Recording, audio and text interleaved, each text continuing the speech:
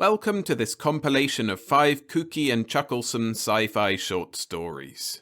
I'll be narrating Kreativity for Cats by Fritz Leiber, Clean Break by Roger D, Old Friends Are the Best by Jack Sharkey, Don't Shoot by Robert Zacks, and Tourists to Terra by Mack Reynolds.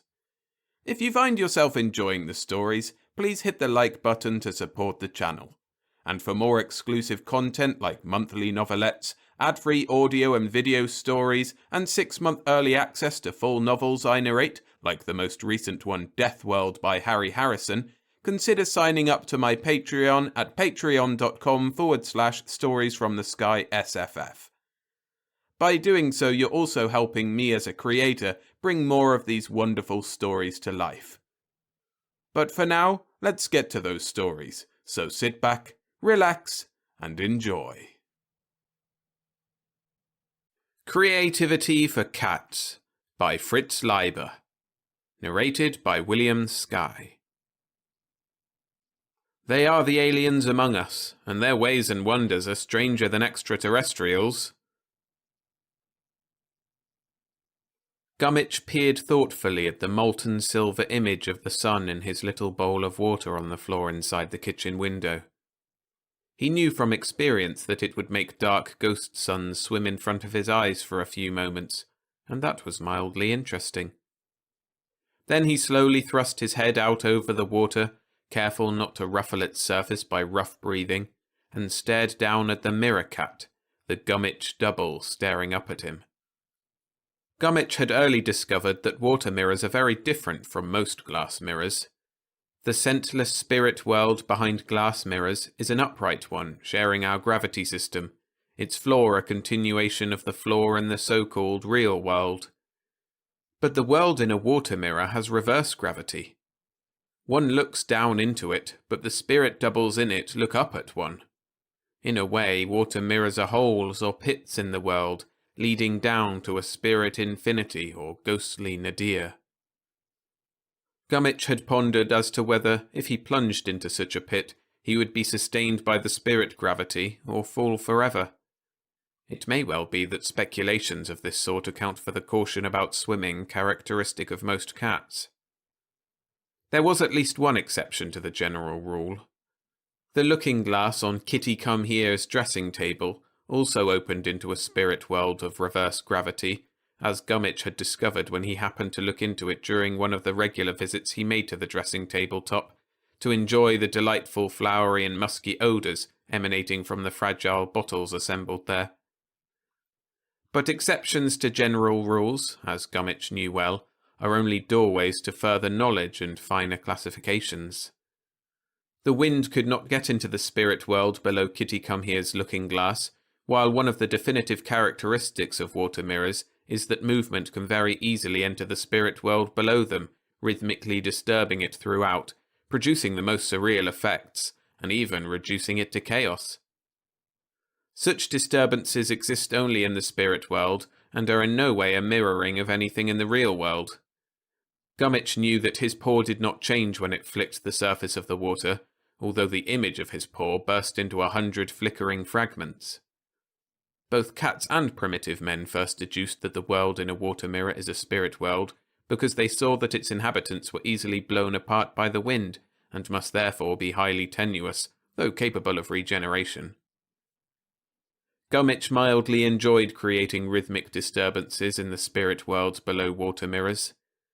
He wished there was some way to bring their excitement and weird beauty into the real world. On this sunny day when our story begins, the spirit world below the water mirror in his drinking bowl was particularly vivid and bright. Gummidge stared for a while longer at the Gummidge double, and then thrust down his tongue to quench his thirst. Curling swiftly upward, it conveyed a splash of water into his mouth, and also flicked a single drop of water into the air before his nose. The sun struck the drop, and it flashed like a diamond. In fact, it seemed to Gummidge that for a moment he had juggled the sun on his tongue. He shook his head amazedly and touched the side of the bowl with his paw. The bowl was brimful, and a few drops fell out. They also flashed like tiny suns as they fell. Gummidge had a fleeting vision, a momentary creative impulse that was gone from his mind before he could seize it. He shook his head once more, backed away from the bowl, and then lay down with his head pillowed on his paws to contemplate the matter. The room darkened as the sun went under a cloud, and the young golden dark-barred cat looked like a pool of sunlight left behind. Kitty Come Here had watched the whole performance from the door to the dining room, and that evening she commented on it to old Horsemeat. "He backed away from the water as if it were poison," she said. "They have been putting more chlorine in it lately, you know, and maybe he can taste the fluorides they put in for dental decay." Old Horsemeat doubted that, but his wife went on. "I can't figure out where Gummidge does his drinking these days.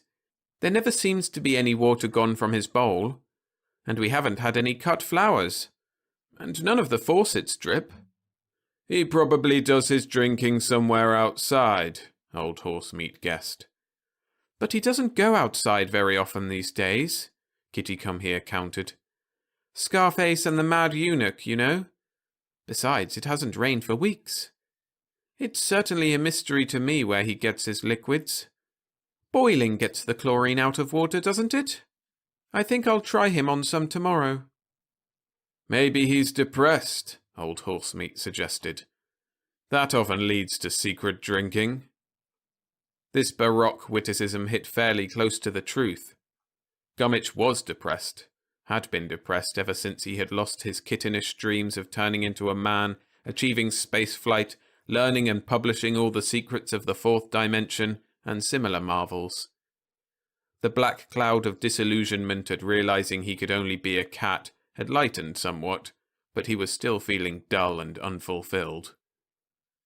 Gummidge was at that difficult age for he-cats, between first puberty, when the cat achieves essential maleness, and second puberty, when he gets broad-chested, jowly, and thick-ruffed, becoming a fully armed sexual competitor. In the ordinary course of things, he would have been spending much of his time exploring the outer world, detail mapping the immediate vicinity, spying on other cats, making cautious approaches to unescorted females, and in all ways comporting himself like a fledgling male.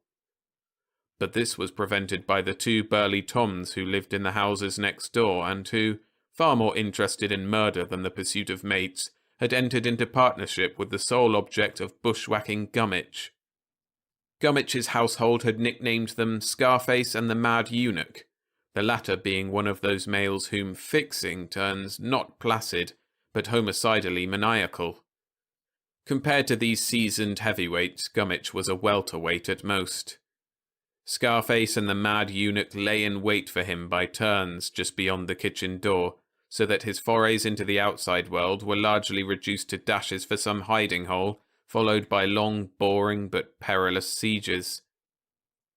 He often wished that old Horsemeat's two older cats, Ashurbanipal and Cleopatra, had not gone to the country to live with old Horsemeat's mother. They would have shown the evil bushwhackers a thing or two. Because of Scarface and the Mad Eunuch, Gummidge spent most of his time indoors. Since a cat is made for a half-and-half existence, half in the wild forest, half in the secure cave, he took to brooding quite morbidly. He thought over much of ghost cats in the mirror world, and of the skeleton cat who starved to death in a locked closet, and similar grisly legends. He immersed himself in racial memories, not so much of ancient Egypt, where cats were prized as minions of the lovely cat goddess Bast and ceremoniously mummified at the end of tranquil lives, as of the Middle Ages, when European mankind waged a genocidal war against felines as being the familiars of witches.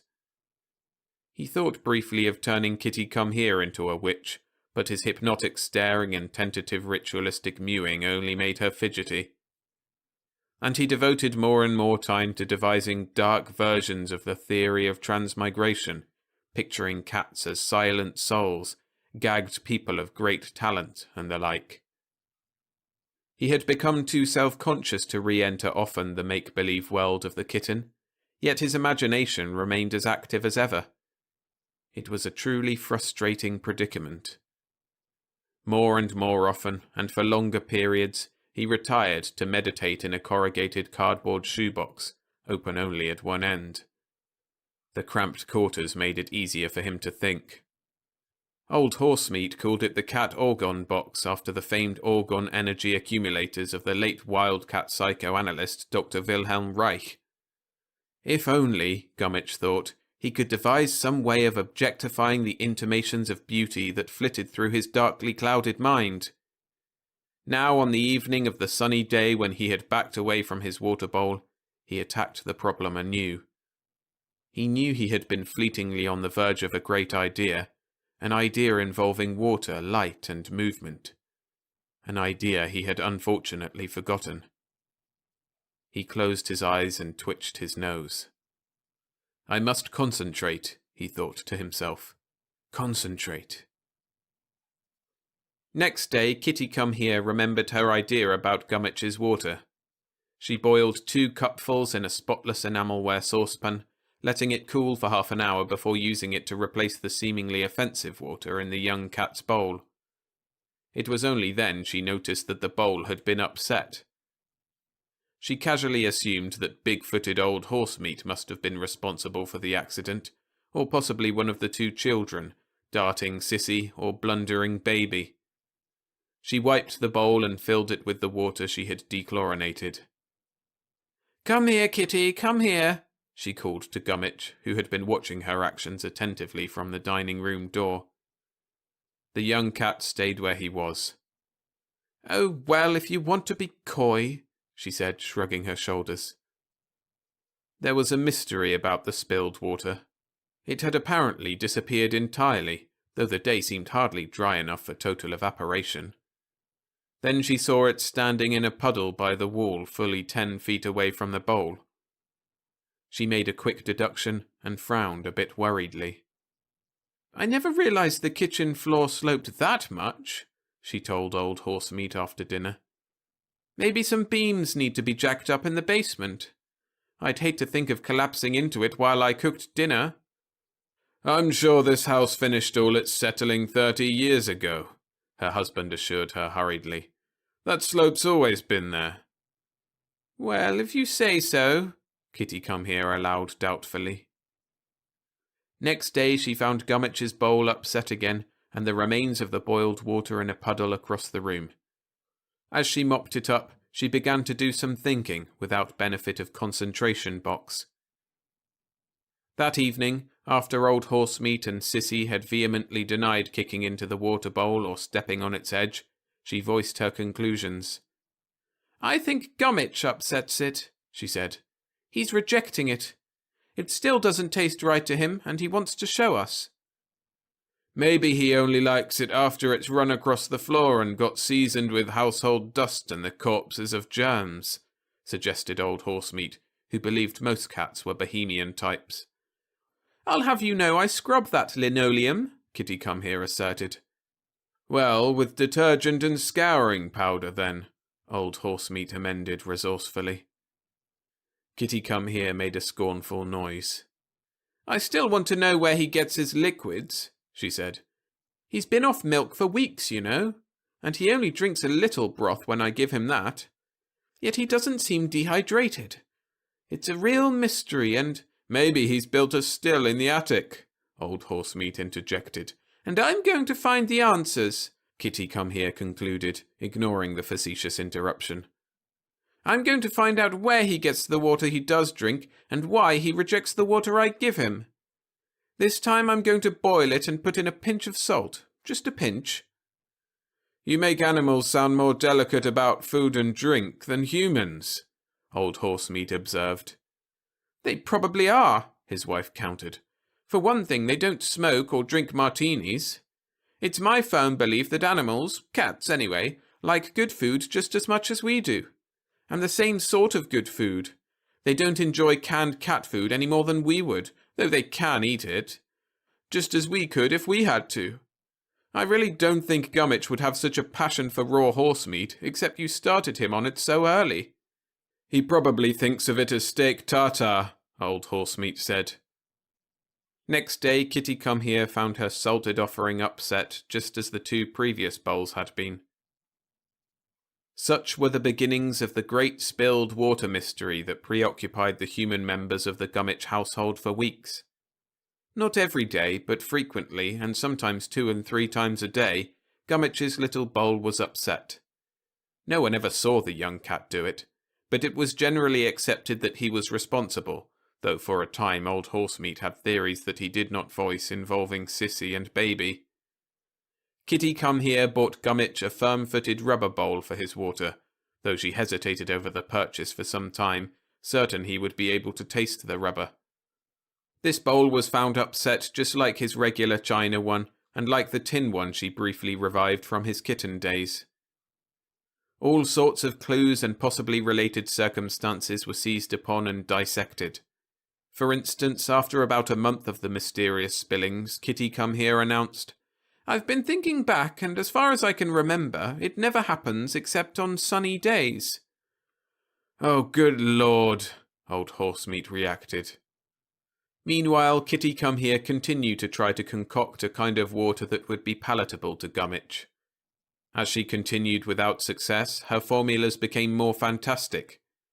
She quit boiling it for the most part, but added a pinch of sugar, a spoonful of beer, a few flakes of oregano, a green leaf, a violet, a drop of vanilla extract, a drop of iodine.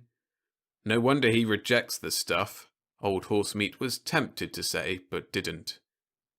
Finally, Kitty Come Here, inspired by the sight of a greenly glittering rack of it at the supermarket, purchased a half-gallon of bottled water from a famous spring. She wondered why she hadn't thought of this step earlier. It certainly ought to take care of her haunting convictions about the unpalatableness of chlorine or fluorides. She herself could distinctly taste the fluorides in the tap water, though she never mentioned this to old Horsemeat. One other development during the great spilled water mystery was that Gummitch gradually emerged from depression and became quite gay. He took to dancing cat schottisches and gigs impromptu in the living room of an evening, and so forgot his dignity as to battle joyously with the vacuum cleaner dragon when old Horsemeat used one of the smaller attachments to curry him. The young cat clutched the hairy round brush to his stomach and madly clawed it as it waffled menacingly.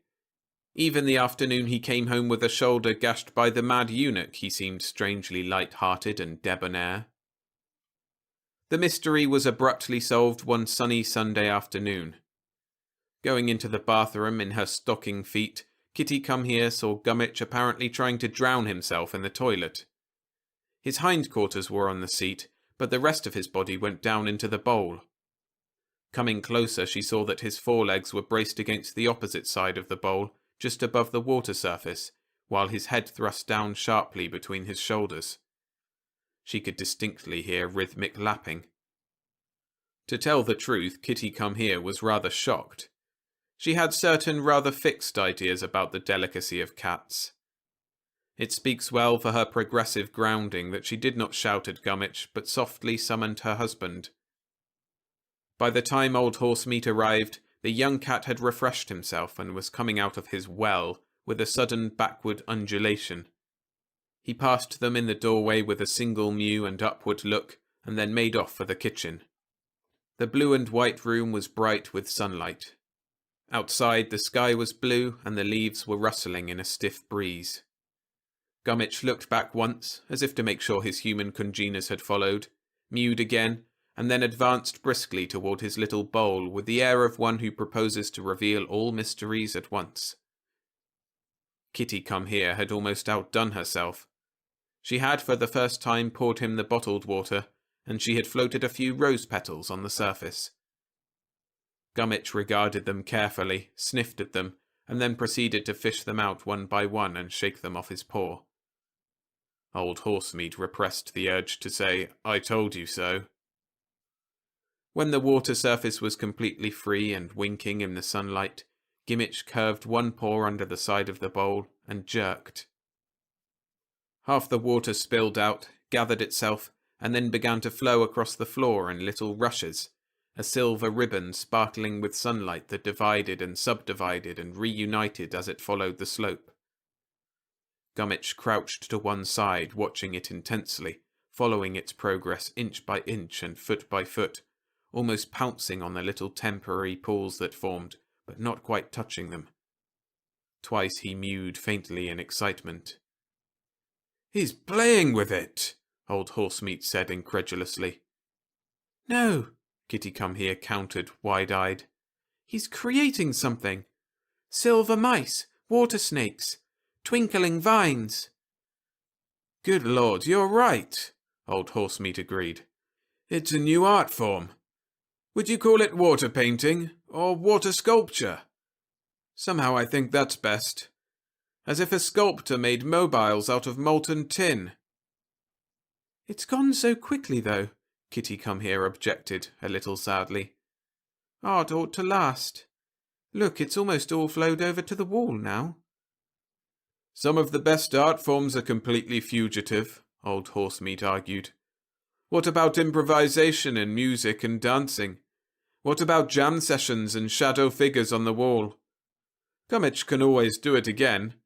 In fact, he must have been doing it again and again this last month. It's never exactly the same, like waves or fires. But it's beautiful. I suppose so, Kitty Come Here said. Then, coming to herself, she continued, But I don't think it can be healthy for him to go on drinking water out of the toilet. Really? Old Horsemeat shrugged. He had an insight about the artistic temperament and the need to dig for inspiration into the smelly fundamentals of life, but it was difficult to express delicately. Kitty Come Here sighed, as if bidding farewell to all her efforts with rose petals and crystalline bottled purity and vanilla extract and the soda water which had amazed Gummidge by faintly spitting and purring at him. Oh well, she said, I can scrub it out more often, I suppose. Meanwhile, Gummidge had gone back to his bowl and, using both paws, overset it completely. Now, nose a-twitch, he once more pursued the silver streams alive with suns, refreshing his spirit with the sight of them. He was fretted by no problems about what he was doing. He had solved them all with one of his characteristically sharp distinctions. There was the sacred water, the sparklingly clear water to create with, and there was the water with character, the water to drink.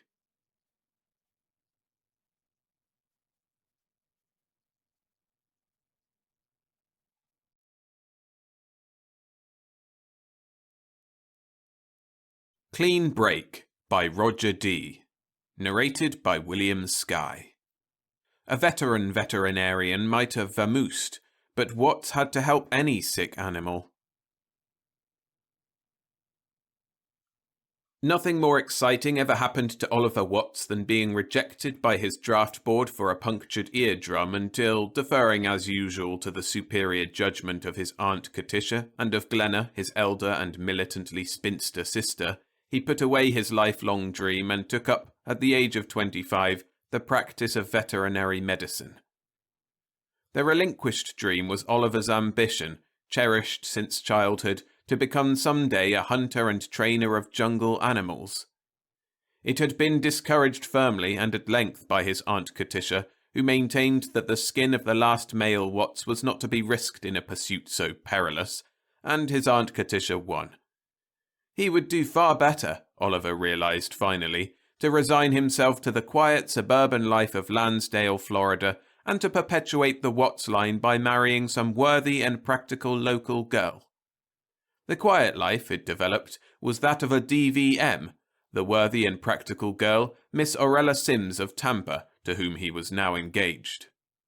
To put it plainly, Oliver was, until the moment of his great opportunity, a good-humoured stooge with a cowlick and a sense of responsibility, whose invariable cue was family obligation and whose crowning virtue was docility.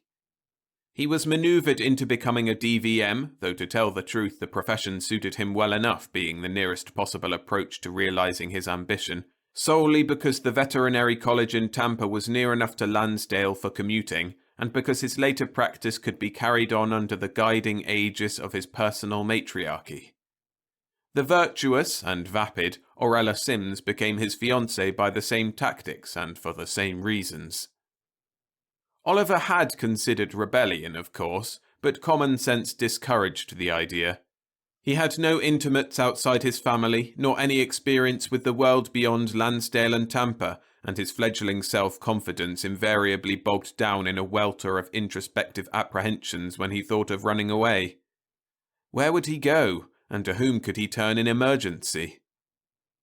Such was the character and condition of Oliver Watts when his newly undertaken practice of veterinary medicine threw him into the company of Mr. Thomas Fernay, and of a girl whose name, as nearly as it can be rendered into English, was Pearl High C Trill and A above.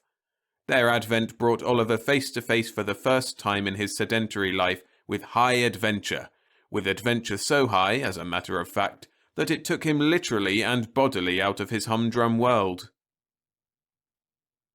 The initial step was taken when Mr. Fernay, known to Lansdale as a wealthy and eccentric old recluse who had recently leased a walled property on Federal Route 27 that had once been the winter retreat of a Prohibition-era gangster, was driven by emergency to call upon Oliver for professional service. Mr. Fernay usually kept very much to himself behind his iron-grilled gates and his miles of stuccoed wall, but it happened that in pursuit of his business, whose true nature would have confounded Lansdale to its insular core, he had just bought up the entire menagerie of an expiring circus builder's Scuderian brothers, and it was the sudden illness of one of his newly acquired animals that forced him to breach his isolation. Mr. Fernay called at the Watts place in his town car, driven by a small, dark and taciturn chauffeur named Bivins. He found Oliver at work in his neatly ordered clinic at the rear of the big house, busily spooning cod liver oil into a trussed and thoroughly outraged chow named Champ. "I have a sick animal," Mr. Fernay stated tersely. He was a slight man with a moderately long and wrinkled face, a Panama hat 2 sizes too large, and a voice that had, in spite of its excellent diction, a jarring timbre and definitely foreign flavour. Oliver blinked, surprised and a little dismayed that fate should have sent him so early in his career, a known and patently captious millionaire. Bivins, waiting in visored and putteed impassivity to reopen the door for his master, was silently impressive. The town car, parked on the crushed shell driveway outside, glittered splendidly in the late afternoon sunshine. "I'll be happy to call later in the day," Oliver said. He removed the padded block that had held Champ's jaws apart, and narrowly missed losing a finger as the infuriated chow snapped at his hand. "My aunt and sister are bringing my fiancé down from Tampa for dinner this evening, and I can't leave the clinic until they get here. Someone might call for his pet." Mr. Fernay protested his extremity of need. "The animal suffers periodic convulsions," he said. "It may be dangerously ill." Oliver unstrapped Champ from his detention frame and dodged with practiced skill when the chow tried to bite him on the thigh. He had taken it for granted, having heard none of the gossip concerning Mr. Fernay's recent purchase of the Scuderian brothers' menagerie, that the sick animal in question was a dog or cat or perhaps a saddle horse, and the bold description of its symptoms startled him more than Champ's predictable bid for revenge. "Convulsions? What sort of animal is it, Mr. Fernay?" "A polar bear," said Mr. Fernay. "Polar bear?" echoed Oliver, and in his shock of surprise he dropped a detaining strap and let Champ loose. The dog sprang across the room, without a breath of warning, as chows will, and bit Bivins on the leg just above his puttee. The chauffeur screamed in a high and peculiarly raucous voice and jerked away, jabbering in a vowelless and totally unfamiliar foreign tongue. Mr. Fernay said something sharply in the same grating language. Bivins whipped out a handkerchief, pressed it over the tear in his whipcords, and went quickly out to the car. Oliver collared the snarling Champ and returned him to his cage, where the dog pressed bristling against the bars and stared at Mr. Fernay hungrily with wicked, muddy eyes. Mr. Fernay's shocked voice said, behind Oliver, "What a ghastly world where even the pets—" He broke off sharply as Oliver turned from the cage. "I'm truly sorry, Mr. Fernay," Oliver apologized. "If there's anything I can do, a dressing for Bivins's leg." Mr. Fernay gathered himself with an effort. "It is nothing, a scratch that will heal quickly. But my bear, you will come to see him at once?" At another time, the thought of absenting himself without due notice to his Aunt Katisha and Glenna would have prompted Oliver to refuse. but the present moment called more for diplomacy than for convention. Better to suffer matriarchal displeasure, he thought, than to risk a damage suit by a millionaire. "I'll come at once," Oliver said. "I owe you that, I think, after the fright Champ gave you." And belatedly, the realization that he might handle a bear, a great live lumbering bear, surged up inside him to titillate his old boyhood yearning. Perhaps it was as well that his aunt and sister were away. This chance to exercise his natural skill at dealing with animals was too precious to decline. "Of course, I won't guarantee a cure," Oliver said, qualifying his promise, "because I've never diagnosed such a case. But I think I can help your bear." Oddly enough, he was almost sure that he could. Oliver, in his younger days, had read a great deal on the care and treatment of circus animals, and the symptoms in this instance had a familiar sound. Mr. Ferney's bear, he thought, in all probability, had worms. The Ferney town car purred away, leaving Oliver to marvel at his own daring while he collected the instruments and medicines he might need. In leaving the clinic, he noted that Mr. Ferney's chauffeur had dropped his handkerchief at the doorway in his hurry to be gone, but Oliver by this time was in too great a hurry to stop and retrieve it. His Aunt Katisha might spoil the whole adventure on the instant with a telephone call from Tampa. Bivins could wait. The drive, after a day spent in the antiseptic confines of his clinic, was like a holiday jaunt. The late June sun was hot and bright, the rows of suburban houses trim and clean as scrubbed children sunning themselves among colour-splashed crotons and hibiscus and flaming poincianas. Oliver whistled gaily as he turned his little white-panelled coal truck off the highway and drove between twin ranks of shedding cabbage palms toward the iron gates of the Ferney estate. A uniformed gateman who might have been a twin to Bivins admitted him, pointing out a rambling white building that lay behind the stuccoed mansion, and shut the gate. Oliver parked his truck before the menagerie building. It had been a stable in the heyday of the Prohibition-era gangster when it had held horses or cases of contraband as occasion demanded, and found Bivins waiting for him. Bivins, looking upset and sullen in immaculate new whipcords, opened the sliding doors without a word. The vast inside of the remodelled stable was adequately lighted by roof windows and fluorescent bulbs, but seemed dark for the moment after the glare of sun outside. There was a smell, familiar to every circus-goer, of damp straw and animal dung, and a restless background stir of purring and growling and pacing.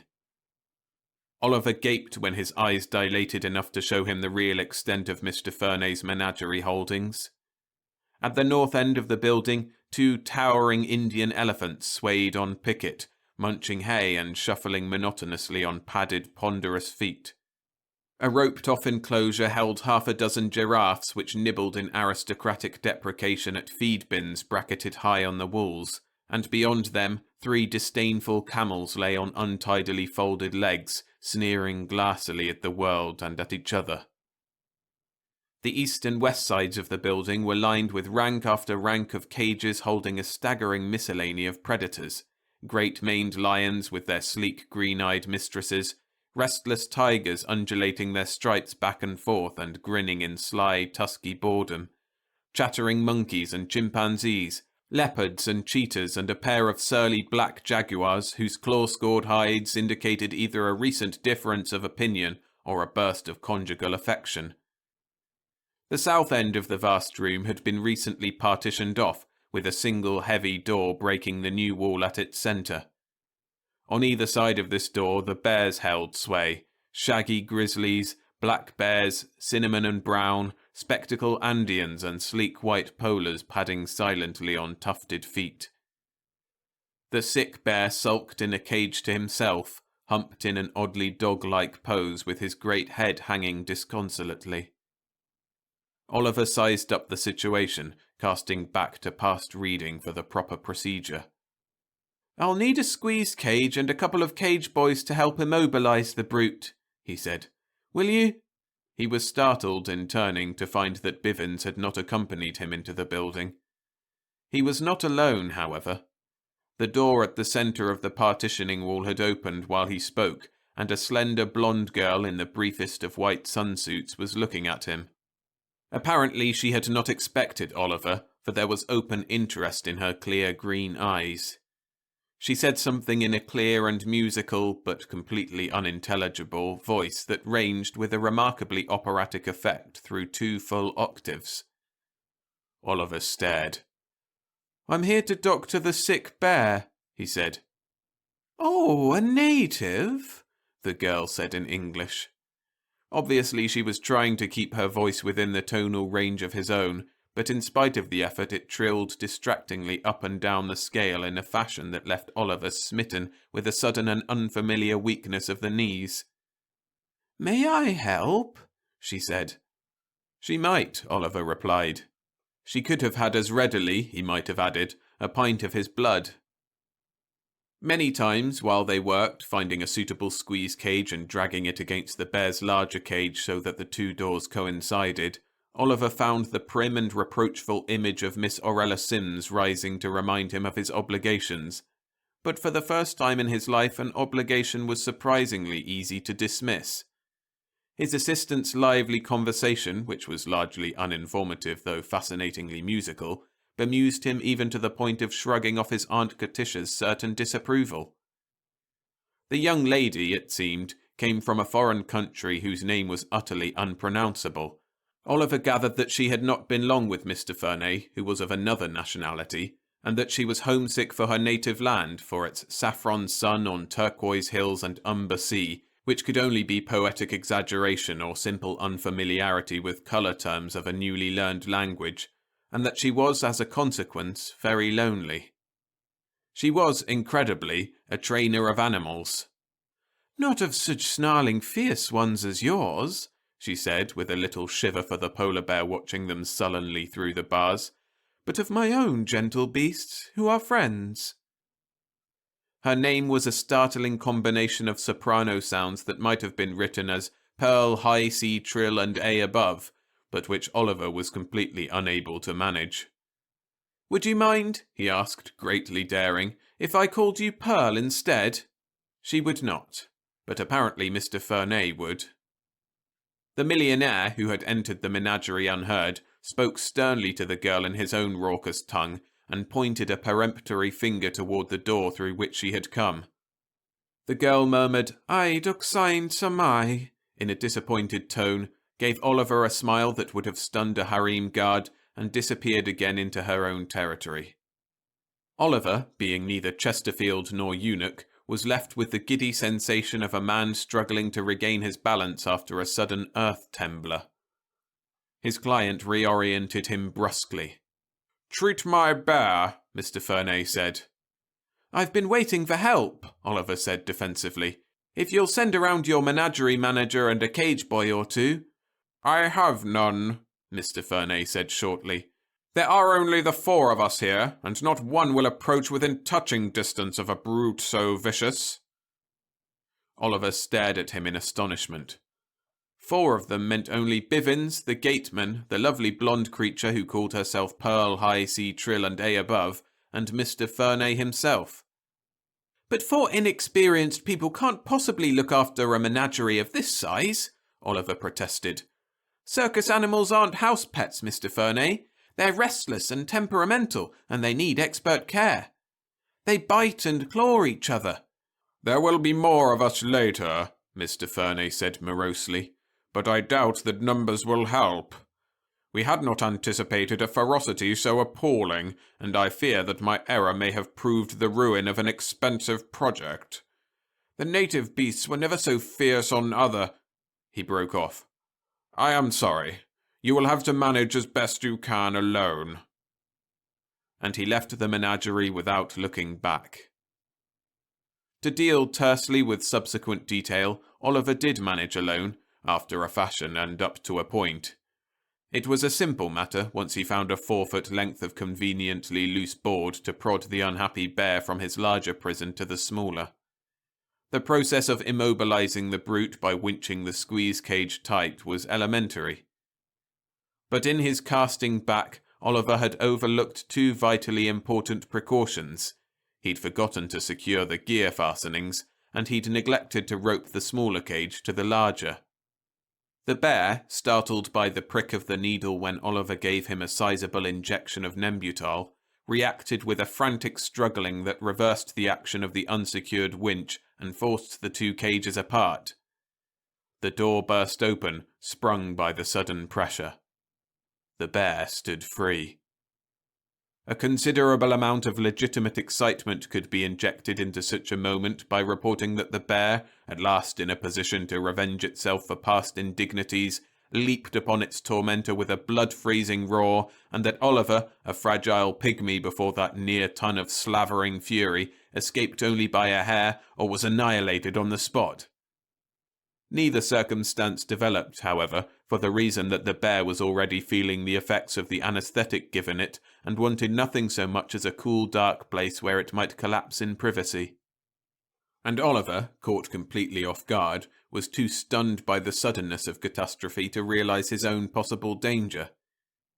What did happen was that Pearl High, C Trill and A above chose that particular moment to open her door again and look out. Her fortuitous timing altered the situation on the instant. The bear, bent only on escape and seeing comparative gloom beyond the door, charged not at Oliver, but through the opening. And Oliver, still too confused to think past the necessity of retrieving his error, ran after it, brandishing his length of board and shouting wildly. The smaller area beyond the partition was dimly lighted, but to judge by its straw-covered floor and faint animal smell, was evidently a special division of Mr. Fernay's menagerie. The light was too dim and the emergency too great to permit Oliver more than a brief and incredulous glimpse of the improbable beast placidly munching hay in a corner. His whole attention was centred first on the fleeing bear, and then upon the prostrate form of Pearl High, C Trill and A above, who had been violently bowled over by the bear's rush. "Pearl!" yelled Oliver, petrified with horror. The bear stood swaying upright over her, thrashing its tufted forepaws for balance, and showing yellow tusks in a grimace that stemmed from drugged weakness, but which passed quite credibly for a snarl of demoniac fury. Obviously something had to be done. Oliver, galvanized by the realization, came to the rescue with a promptness that amounted to reflex action. "Down, boy!" he said, and dealt the bear a sharp blow across the muzzle with his board. The bear dealt Oliver a roundhouse clout in return that stretched him half-conscious beside Pearl High, C Trill and A above. Then, at precisely that moment of greatest dramatic impact, it shook its head dizzily and passed out cold. The girl scrambled up and knelt beside Oliver to listen to his heartbeat, found that he was alive, and raised her voice in an urgent arpeggio that held, in spite of its operatic timbre, a distinct note of command. In answer to her call, the great beast in the corner, built something on the order of a hippopotamus but with unorthodox variations in that it boasted 6 legs to either side and was covered with close curling bright blue wool, trotted out of the shadows and scooped up the unconscious bear in its 4 powerful anterior arms. A word from Pearl High, C Trill and A above sent it into the main menagerie quarters, where it stuffed the limp bear into its old cage and trotted back to its mistress with a look of adoring deference on its round face. The girl gave the creature a random trill of commendation, and displaying surprising strength for one so slight, herself dragged the reviving Oliver back to the scene of his unfinished diagnosis. The order given her earlier by Mr. Fernay was not forgotten, however, for she did not linger. "Not handsome, no," she murmured, locking the partition door behind her this time. "But oh, personal deity of unmarried maidens, such headlong bravery!" Oliver roused 10 minutes later to find himself alone with a memory of nightmare and a sleeping bear that offered no resistance whatever when he funneled a quantity of tetrachloroethylene down its throat. He was still alone an hour later, and still trying dizzily to separate fact from fancy, having tried the partition door and found it locked, when the bear returned to semi-consciousness and submitted groggily to a follow-up dosage of purgative. Oliver would have liked to stay long enough to learn the results of his diagnosis, and to see Pearl High, C Trill and A above if she should reappear, but a glance at his watch electrified him with the realization that he had been away from his clinic for more than 2 hours, and that his Aunt Katisha and Glenna might by now have the state police beating the Palmetto Flats for his body. Accordingly, he left the Ferney estate in a great hurry, pausing at the gate only long enough to leave word for Mr. Ferney that he would ring later in the evening to check his patient's progress. It was not until he had returned home and found his Aunt Katisha still out that his overworked nerves, punished outrageously by shock, violence, and confusion, composed themselves enough to permit him a reasonable guess as to what actually had happened, and by that time his conclusions had taken a turn so fantastically improbable that he was lost again in a hopeless muddle of surmise. He poured himself a glass of milk in the kitchen. He preferred coffee, but his Aunt Katisha frowned on the habit, and took his grisly suspicions down to the clinic, where he felt more at ease than in the antimacassar austerity of the house. There he mulled them over again, and time was able to weave into the pattern the disjointed impressions carried over from his period of semi-consciousness and dismissed until now as nightmare figments from the delirium of shock. Their alignment with other evidence increased his conviction. Mr. Ferney and Menage, Oliver concluded with a cold thrill of horror, were not human beings at all, but monsters. The pattern became even more disturbing when he considered various stories of local saucer sightings and fireballs which linked themselves with chilling germanity to the events of the day. First, there had been Champ's instant distrust of Mr. Ferney and Bivens, and his attempt to rout them for the aliens they were. There had been Bivens' anomalous scream when bitten, a raucous sound certainly not human, and Mr. Ferney's grittily inconsonant order, spoken in no identifiable earthly tongue. The isolation of the Ferney estate took on a sinister and significant logic, as did its understaffed condition. There was the evident but baffling reluctance of Ferney and his myrmidons, with the notable exception of the golden-voiced Pearl, to approach even safely caged beasts, and the greater mystery of why a man so terrified of wild animals should have bought a menagerie in the first place. Considering the part played by Pearl High C Trill and A above in a scheme of things so fantastic left Oliver more disturbed than ever, but for a different reason. That she was unarguably as alien as the others made her equally mysterious, but connoted no share in whatever devious plot occupied the Ferney faction. A re-examination of Mr. Ferney's harshly dictatorial attitude toward her, coupled with Oliver's own uncertain memory of the moment when the girl had come to his rescue, convinced him that she was not ipso facto a member of the extraterrestrial cabal, but was its prisoner instead. Visualizing the probable fate of a beautiful girl held captive by aliens, and forced by them to train outlandish, half-remembered brutes like the one behind the partition, rather strained Oliver's talent for surmise, but at the same time moved him to the uneasy conviction that it was his duty to rescue her in turn. The thought that he might already be too late appalled him.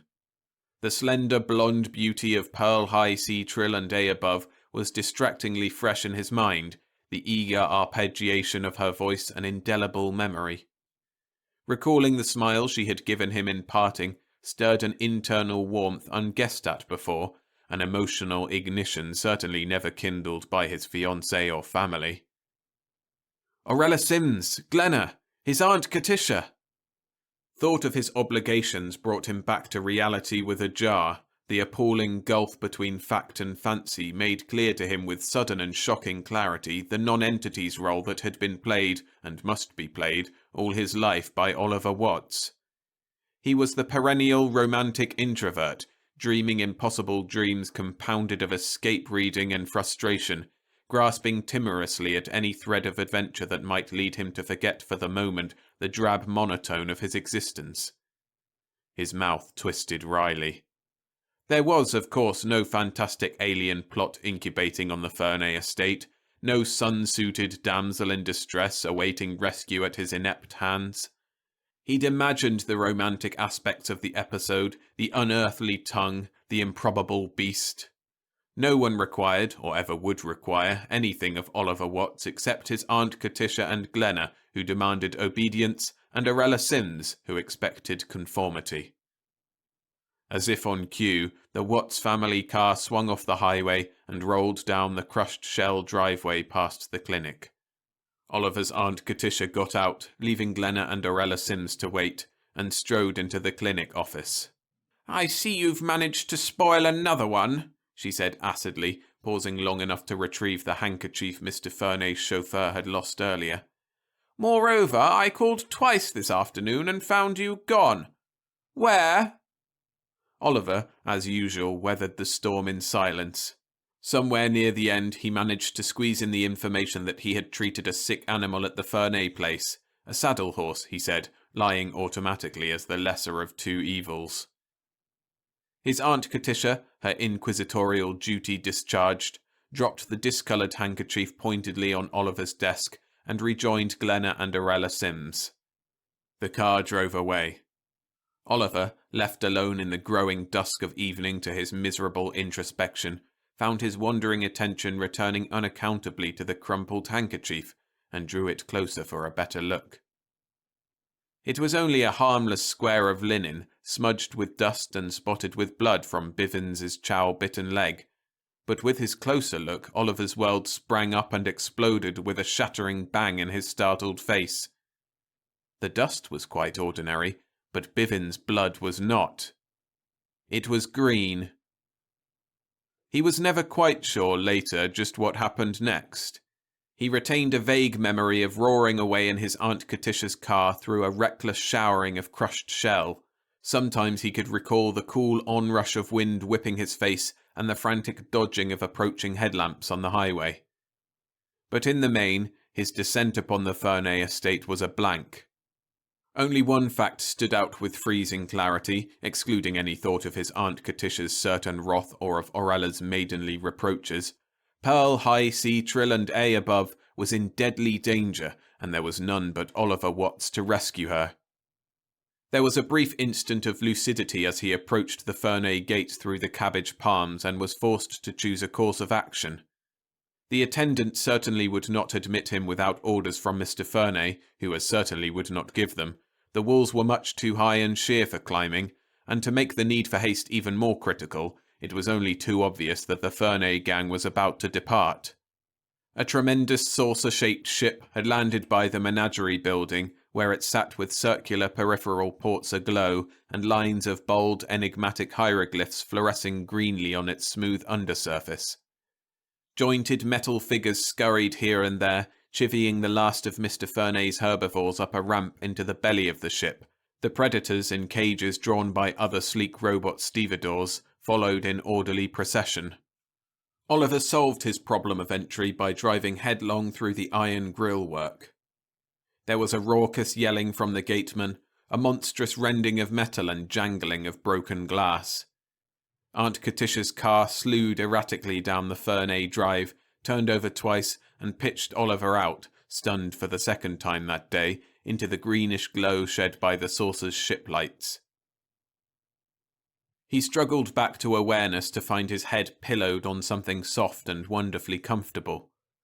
A circle of startled faces, most of them dark facsimiles of the puttied Bivenses, stared uncertainly down at him. In the near foreground stood Mr. Fernay, wringing his hands and muttering grittily to himself in his own dissonant tongue. Mr. Fernay, seen now for the first time without his too large Panama, exhibited instead of hair a crest of downy blue feathers and pronged antennae that vibrated softly in the evening breeze. "Where is she?" Oliver demanded. He scrambled dizzily to his feet, and the circle of faces melted backward hastily. "What have you done with Pearl, you monsters?"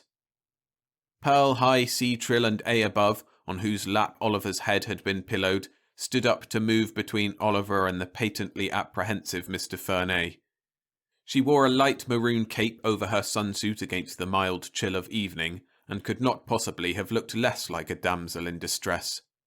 She seemed, as a matter of fact, quite happy. "I hoped you would come to see me again before blast-off," she said. Her voice skipped, tinkling with pleasure from octave to octave. "But so suddenly, so dashing, so impetuous."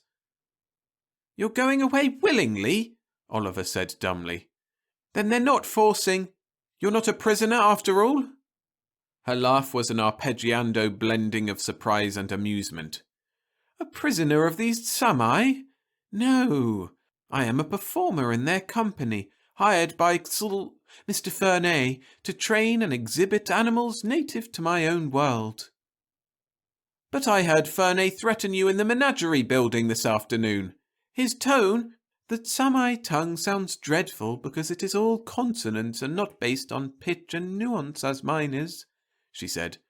But the Sami themselves are only tradesmen and are very gentle.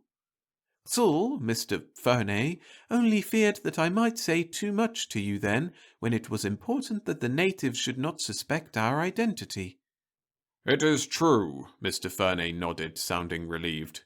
We must avoid notice on such worlds as yours, which are too backward to appreciate the marvels of our show. We stop here only to scout for new and novel exhibits. Show? Oliver echoed. You mean all this is... What else? Asked Mr. Fernay. He pointed with his antennae to the fluorescent hieroglyphs on the undersurface of the saucer ship. See, in our lingua galactica, it reads, Skrf Brothers, Interstellar Circus, the galaxy's greatest. It is the best on the circuit. He indicated the circle of identical Bivenses. These are the Skrf Brothers, our owners. I, sir, am business manager. But not always a good one of the brothers said pointedly.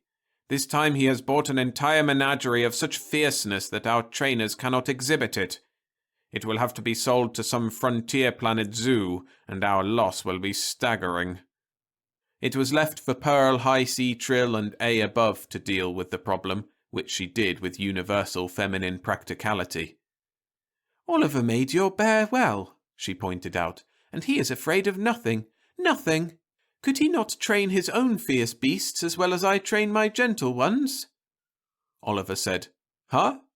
The Skrf brothers, of course, implored Oliver on the spot to join them at any salary. Pearl High C Trill and A Above said demurely, in 3 octaves and for all the world to hear, And I'm lonely, Oliver. Oliver never had a chance.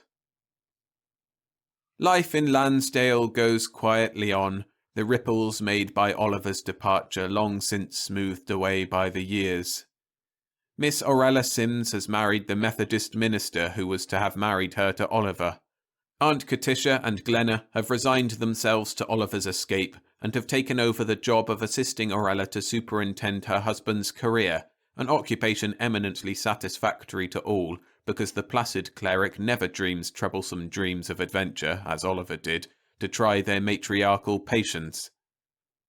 But life is never dull for Mr. and Mrs. Oliver Watts, whose breathtaking performances currently electrify the thrill-hungry cultures of 1,000 worlds.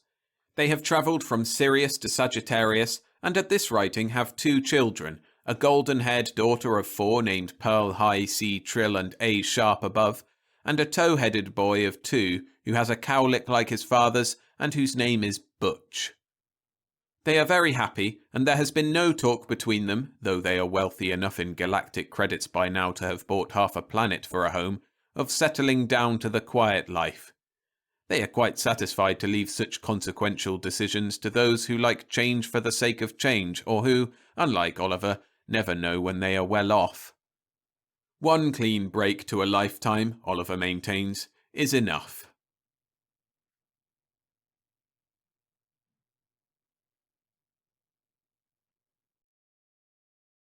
If you're enjoying the stories, don't forget to hit the like button. Thanks.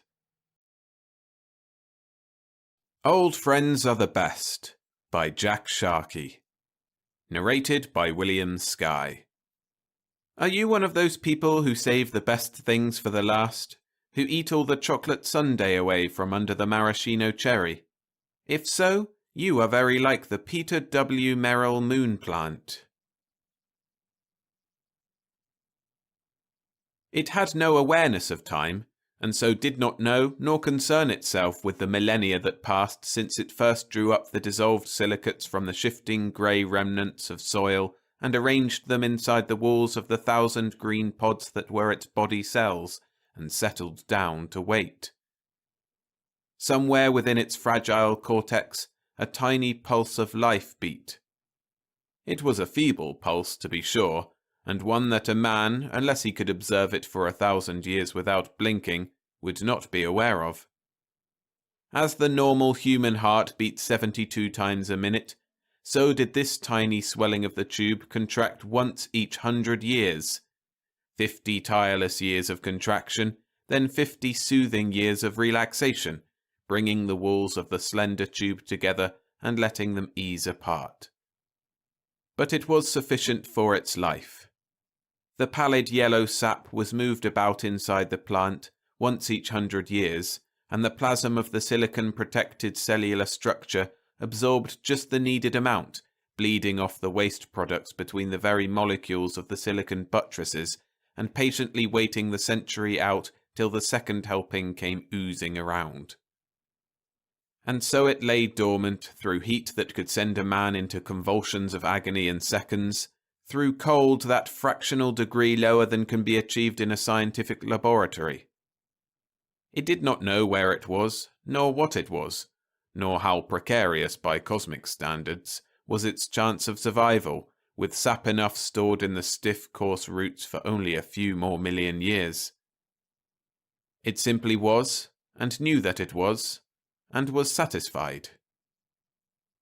Such a tiny organism can have only the most rudimentary of memories, but it remembered. Once long before, there had been more. Life had been the same, but somehow fuller. When it tried to recall exactly in what this fullness lay, the memory just was not there, only a vague recollection of comfort, motion, satiation. When the men landed upon the moon in the 20th century, they did not find it at first. Locating it would have been comparable to stumbling upon a solitary blade of grass embedded in ice at the South Pole. Men came to the moon, though, and began to settle there. The first homes they knew were mere metal shacks, filled with life-giving gases of their planetary atmosphere, and devoid of all comfort save those necessary for maintenance of life. But men have a way of rising above the status quo, and so, within half a pulse beat of the plant, the surface of the moon became dotted with these iglooic shacks, then pressurized tunnels radiated out in a unifying network, and soon the domes began to grow. Immense, translucent, lightweight structures of enormous strength bubbled up on the moon, and soon cities were being built beneath them, strange, towering fairyland cities on this satellite, where people and architecture alike boasted 6 times the power possessed on Earth. The cities soared upward in glinting stalagmitic pinnacles, whose tapering ends seemed to threaten the fabric of the domes themselves, but were in reality still far below the blue-white curving surface.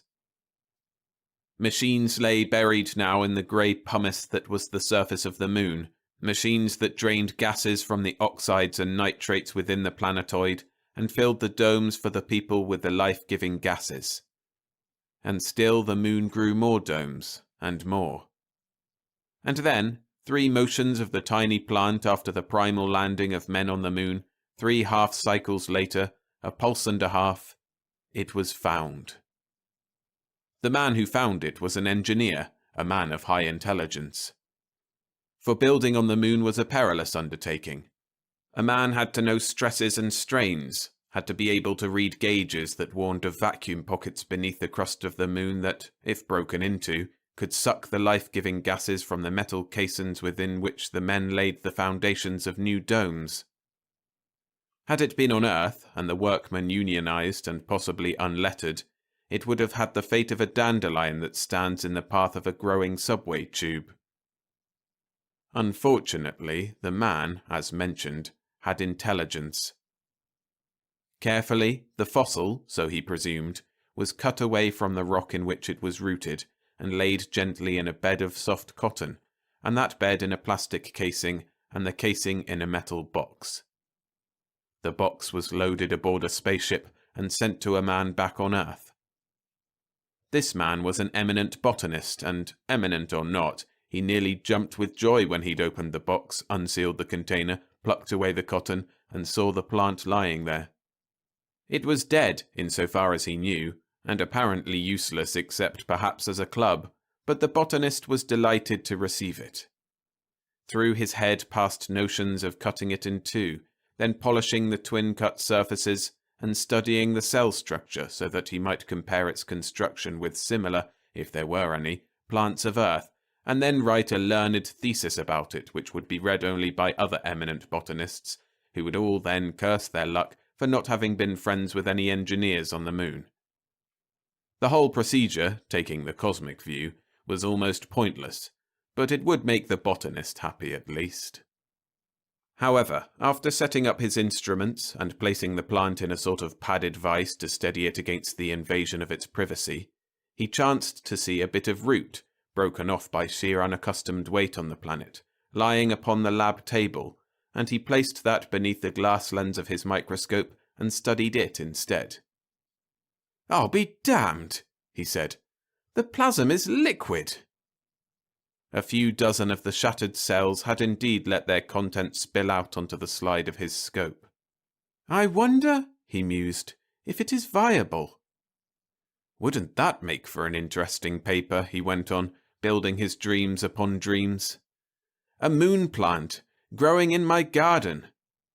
He decided, as is the way with botanists, to name his, it was now his, having abandoned liberty when it abandoned the moon, to name his plant after himself. And that's how it came to be called the Peter W. Merrill moon plant. He put it in his garden, arranged a small protective wire cylinder around it, and sprinkled it with water. Then he went into the house to start typing up his notes for that forthcoming paper. As he lay there in the soft loam, feeling the cool trickling of the water passing over his stiff tendrils, the newly christened Pete felt a stirring within himself. The sunlight that now struck him was filtered by an atmosphere, and gentle in its action upon him. Pete prodded his memory, and suddenly decided that silicates, after all, are not the most comfortable of linings for one's tender green cells. He seemed to recall a state of lush, sybaritic softness in pre-silicate times. Decidedly, the silicates must go, thought Pete.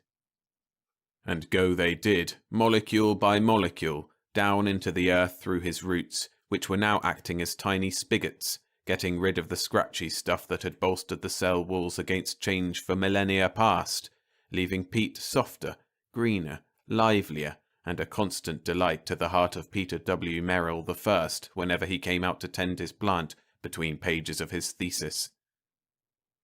Pete, after spewing the last hateful molecule away, reversed his tiny fibre engines and began to draw in. He drew in all sorts of things as the days passed. A lot of minerals and just enough water to float them in. Mostly, Pete's growing hunger sought out iron. Pete didn't know why he wanted iron, any more than a smoker knows why he wants another cigarette, but Pete's interest in iron was as intense as any smoker's in tobacco. Above the ground, he grew very few inches larger, merely broadening his dark green spiral leaves a bit to catch the tiny amount of warmth he required for growth. But beneath the soil, as with any tuberous plant, his roots were spread in a rough circular spoke-like pattern that reached about 10 miles in every direction. Pete Sr., had he tried to dig his plant up, would have been very much surprised to find he could not do it. But he didn't try, so his life went on as usual with no surprises, which is the way he preferred it, so he was happy enough. It wasn't until his paper had been duly published and botanical cronies had shaken the dust from their whiskers and toddled around to see this enviable possession that something of the root structure was discovered.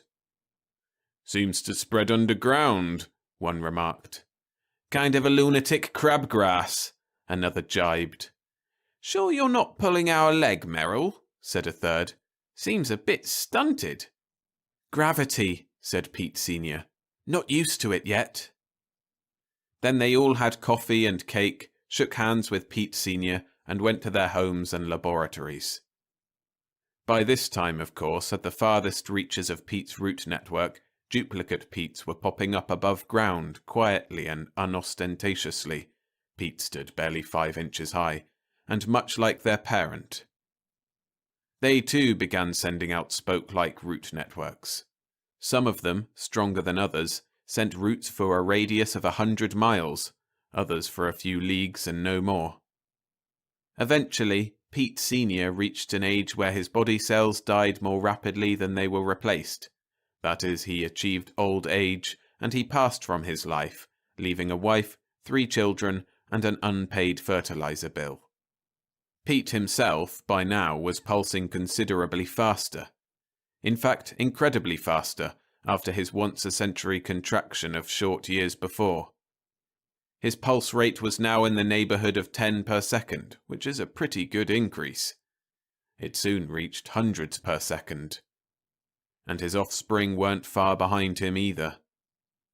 Since the whole planet was now as interwoven with Pete-type networks as the inside of a baseball with string, this constant vibration, which slowly began to beat in a united concentration, began to make itself felt. People started to complain about it. So scientists with seismographs and even dowsers with willow twigs began to seek out the source of this unnerving, almost supersonic thrilling of the planet crust. Eventually, they located the tiny green plants with the spirally leaves at the center, the loudest point, of each network. Someone recognized the plant, and they confirmed this someone's suspicions by a check of the public library's back issues of Botanists Quarterly. It was the moon plant, all right. The Peter W. Merrill moon plant. Yes, sir. That's what it was. The public, though, was not satisfied with the finding of a name for the disturbance, and insisted that it be brought to a halt somehow.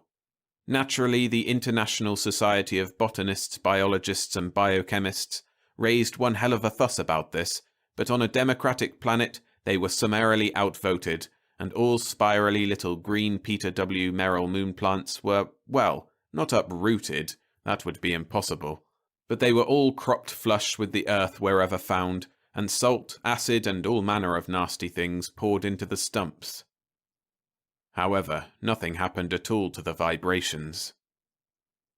People began to get fidgety and started petitioning their representatives in government to do something.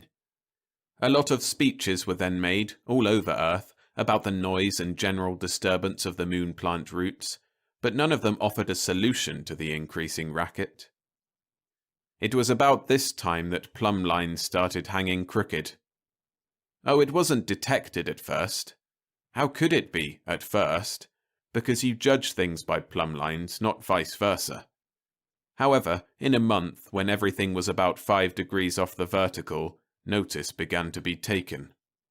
When oranges began rolling off the ground in the California and Florida groves, and huddling in a mound here and there upon the countryside, the spirit of worry injected itself into the public consciousness.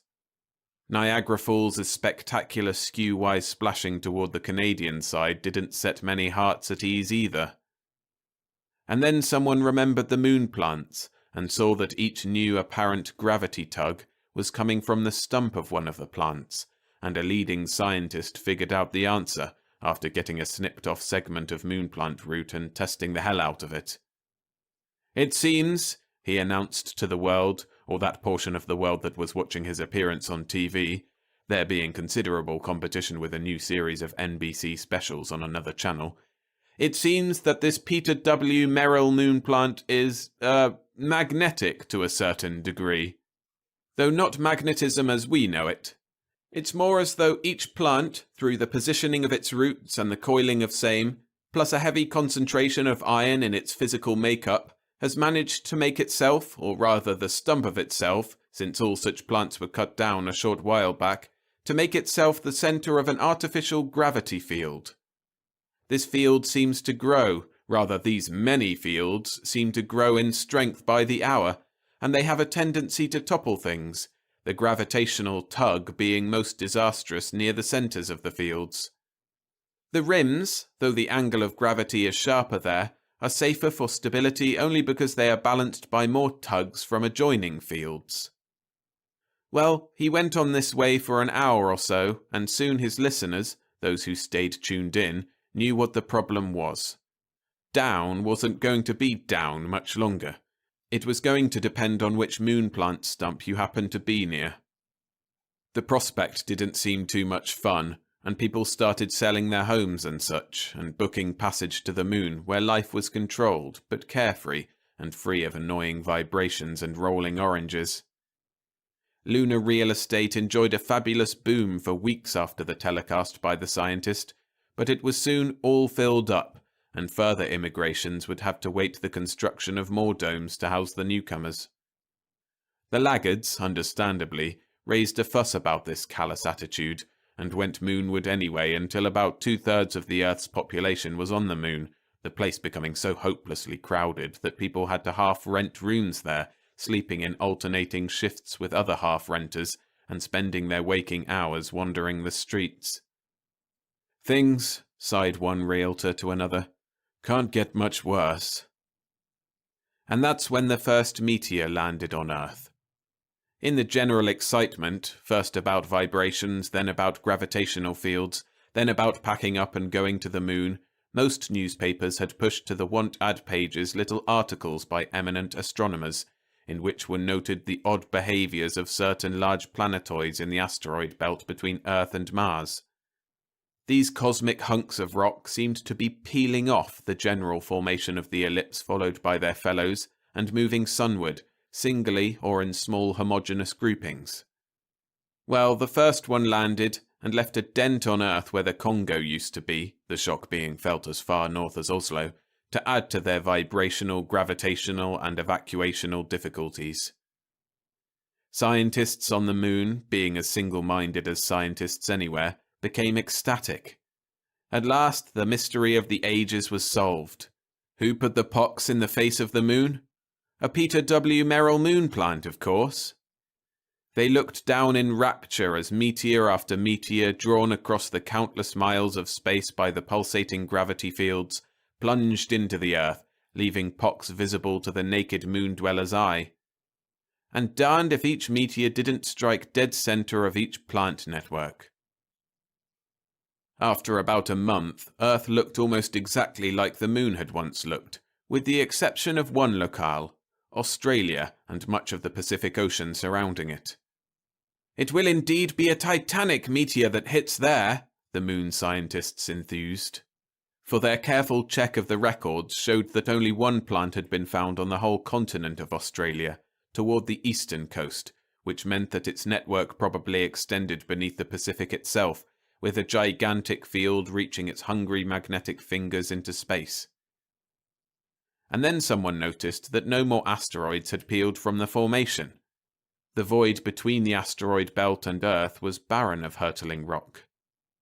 "Wonderful," the scientists enthused. "It means that each field down there on Earth ceased its tug the moment its meteor struck it. That means that once the final meteor lands, the Peter W. Merrill moon plant will be dead, and we can get some of the crowd off this place. Earth's a bit ragged looking, but after all, it's home." "Funny," said one of the younger scientists, "that the moon plant went so far afield for meteors, and yet did not disturb the delicate gravitational balance between Earth and the moon, its own satellite." "Let us hope," said an older scientist, "that this enormous Australian network has not been saving itself for us." He laughed at this little pleasantry, but no one joined him because someone had just peered through a telescope and noticed that Australia seemed to be getting larger. "You know what?" said the young scientist finally. "We're falling to the Earth, to form the largest pockmark of all." "What a spectacle!" cried another scientist. "Pity we won't be alive to witness it. I wonder why the Peter W. Merrill moon plant saved us for last." "Possibly," said the young scientist, "because, as with a wedding, the groom asks all his relatives to come and see him married, and finally picks out the person who is to be the best man. The moon plant probably considers the moon an old buddy." The older scientists, however, gave this statement the stoniest of non-replies, and refused even to speak to the hapless young man for the duration of their journey downward to squashy death against the home planet. Romanticism and science just don't mix.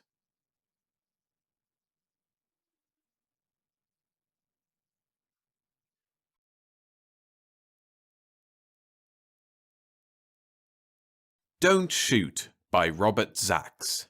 Narrated by William Skye. A man has to have a place to confess a horrible sin, and this is as good as any other. I can no longer keep my terrible secret, although the thought of what will happen to me when I tell my story gives me a trembling from head to toe. Without doubt, word will flash to the proper authorities, and stern-faced men with sympathetic eyes will bring straitjacket and sedatives and hunt me down to tear me from Mary's clinging arms. A padded cell will be made ready for another unfortunate. Nevertheless, what we have just read in the newspapers has made us fearfully agree that I must tell all, regardless of my own fate. So let me say this. If it is true that an expedition is being organized in London to go to the cold and rocky wastes of the Himalayas for the purpose of investigating that astonishing primeval creature called the Abominable Snowman, then I am forced to tell you immediately, the Abominable Snowman is none other than Mr. Eamer, the famous movie magnate. And I am the one responsible for this amazing situation. I and my invention, which Mr. Eamer had hired me to develop, an invention which would put 3D and CinemaScope and the new Lagerscope process so far behind in the fierce Hollywood battle for supremacy that Mr. Eamer would at last have complete control of the industry, and for that matter television also.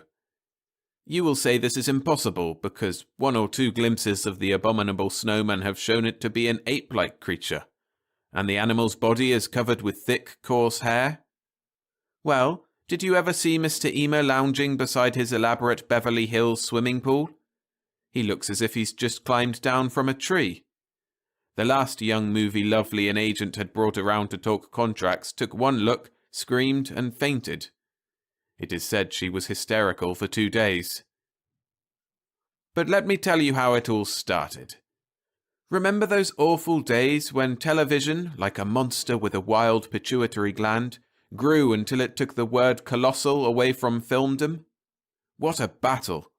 Like 2 giant bears rearing up face to face, roaring, screaming, swapping terrible blows of mighty paws, the 2 industries fought, with the film industry reeling bloodily at first, then rallying with 3D, then CinemaScope, and television pressing home the fierce attack with colour TV. And who was caught in the middle of all this without any protection? Mr. Eamer. Why?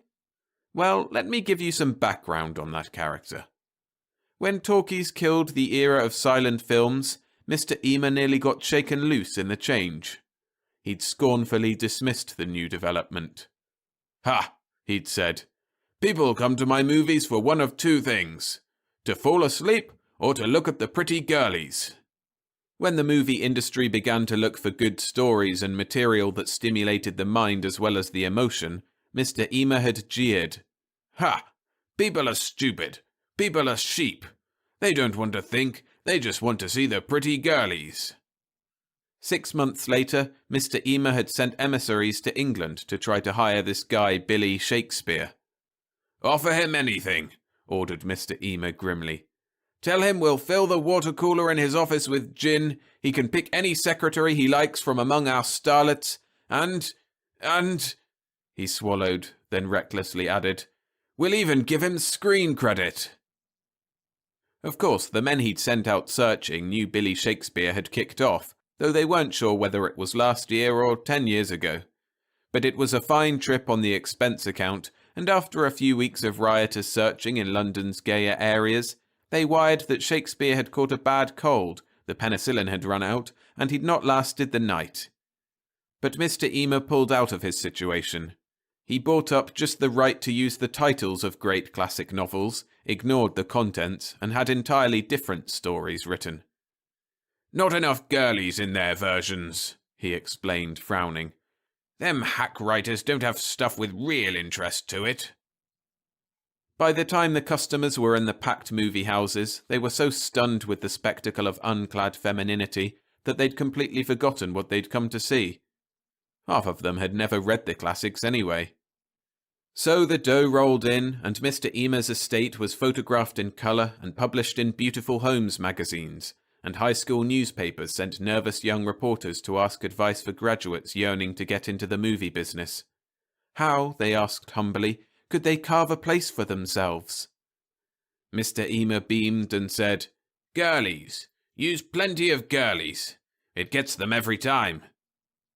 The printed interview, as approved and edited by high school faculty advisors, did not contain this advice. But the girlies weren't enough to save Mr. Emer when television hit the movies on its glass jaw. He didn't believe what was happening until it was too late. When the studio started hitting the skids, he hastily withdrew funds and liquidated assets and rented a number of safe deposit boxes. Then he sat back and let his creditors scream a symphony of threats. It was at that time that Mr. Emer heard that I, a young physicist interested in optics, had stumbled across an oddity which might revolutionize the movie industry. He'd heard of this through Mary, whom I love with all my heart, and who will sometimes embarrass me by proudly telling people how intelligent I am. As Mr. Emer's secretary, she let him know all about me, just as she let me know all I have just told you about him. Mary is not a reticent person. She is too loving of her fellow man to withhold even the slightest information, and perhaps I should have kept my astonishing discovery to myself. In any case, the phone rang in my very small laboratory one day, and Mary's excited voice said, "Joe, darling, it's me. I told him about your invention. Come down right away." "Who?" I said. "Where? What are you talking about?" "To the studio," she said impatiently. "To see my boss, Mr. Emer. He says if your invention is—" "Now wait a minute," I shouted with indignation. "I told you not to tell anybody about it. It's not perfected. In fact, I don't understand how it works exactly." "Stop being so modest," she said firmly. "I know you. You're a genius, and genius is never, never satisfied. I read all about it. You want us to get married, don't you?" "Yes," I said, sudden longing surging through my heart. "Can we afford to?" "No. So come on down. Anyway, I already told him. Don't make me into a liar," begged Mary. "If he likes your invention, maybe he'll buy it." The things we do for the women we love. I went there in fear and was trembling with good reason.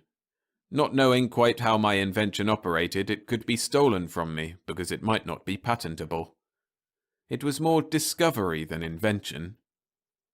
Oh, I can tell you, I went to see Mr. Emer in a cold sweat of fear that I might be losing my hold on the strange and accidental phenomena across which I'd stumbled.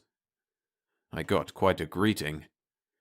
When I walked into his elaborate outer offices, the workers were sitting hushed in fear before their desks.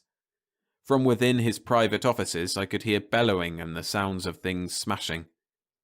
Mary hurried over to me, her warm brown eyes pleading. Before she could say anything, I heard Mr. Emer say in a shout right through the partly opened door, "Well, what have you done about it?" A trembling voice said, "Sir, I've cut staff 50%. "Stupid!" roared Mr. Emer's voice. "Who's talking about that? Did you ask Peterson of World Studios if he'll license us to use his new Lagerscope system?" Yes. A moment of terrified silence. "He said your outfit could use his Lagerscope on only one occasion, when they film your funeral." There was a gasp, then the door opened and a perspiring, harried, bald-headed man lurched out. With glazed eyes, he made a beeline for the outer door. "Let's go in," said Mary eagerly. "He'll be so glad to see you." I looked at her incredulously, but she took my arm and dragged me inside. There Mr. Emer sat twitching and shuddering, his head in his pudgy hands. He looked dully at us from tiny eyes. "Everybody hates my genius," he said, waggling his head from side to side. "Everybody envies me. The wild dogs are gathering to pull down the noble elk." As he glared at us, Mary said swiftly, "Yes, sir." "The wounded lion," whispered Mr. Emer dramatically, tears of self-pity coming to his eyes.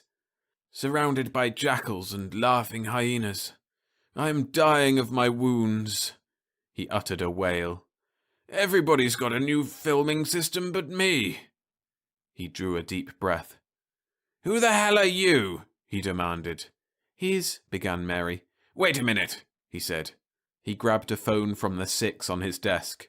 Hey, publicity. Hey, Mike. I want rumors spread about Lagerscope. Top doctors say it'll ruin the eyes, make you stone blind. He paused, his face purpling. Okay, if you can't do it, then get another job. You're fired. He slammed the phone down. No cooperation from anybody, he said heavily. Surrounded by incompetence. He glared at me. Who the hell are you? I began. At this moment, the door opened and in came a man with a sheaf of papers and a film of sweat on his forehead. I hate to interrupt, Mr. Eamer, he said doggedly, but I got your note on the Lolita Vaughan contract we drew up. I knew there must be some mistake, so... Mistake? What kind of mistake? Snapped Mr. Eamer. I want you to tear the contract up. I said we aren't going to sign after all. I got a bigger name for the picture than her. The man winced. Well, he said, I was just wondering. I mean, after all, we talked her into turning down that fat part in the new Broadway show that opened last night. It's a smash hit, I read today. Tough, shouted Mr. Eamer. My heart bleeds. Did I know when I made that promise that I could get a big star at such a cheap price? I acted hastily. I made a mistake, so I corrected that mistake. He looked stern. Would it be fair to the stockholders if I took Lolita under these conditions? But you own all the stock. That's what I said, you fool, roared Mr. Eamer. Get out of here. As the man fled, I stared at Mr. Eamer in horror and disgust. Never would I trust a man like this, was my thought. He glared at me. Who the hell are you? He snarled. I keep asking you and you stand there like a dummy. He's the scientist I told you about, said Mary. He's a genius. He has a new invention that will make Lagerscope obsolete. This, said the producer with incredulity. This beanpole is a scientist? I don't believe it. He stared morosely at me, shaking his head. He looks like an elevator operator who can't figure out what button to push. I beg your pardon, I said with indignation. I am a graduate of MIT. I graduated summa cum laude. Anybody can pick up a few words of French, he sneered. If you're such a genius, how much money have you got, huh? As I looked at him numbly, my jaw hanging open, he tapped his chest with a sausage-like forefinger. Now I am a genius, see? I'm the guy who hires you. Now that we got that straight, what's this nonsense about you being smart enough to figure out a new invention that will make Lagerscope obsolete? The weary cynicism in his gross face enraged me. If ever I had an immediate yearning to crush a man, to make him say uncle, to have him beg and yearn, it was at that moment and toward this insufferable moron. Within half an hour, we had driven back to my small laboratory. He peered suspiciously at the involved maze of wiring and electronic equipment. I pointed to the small unroofed cabinet on my long work table.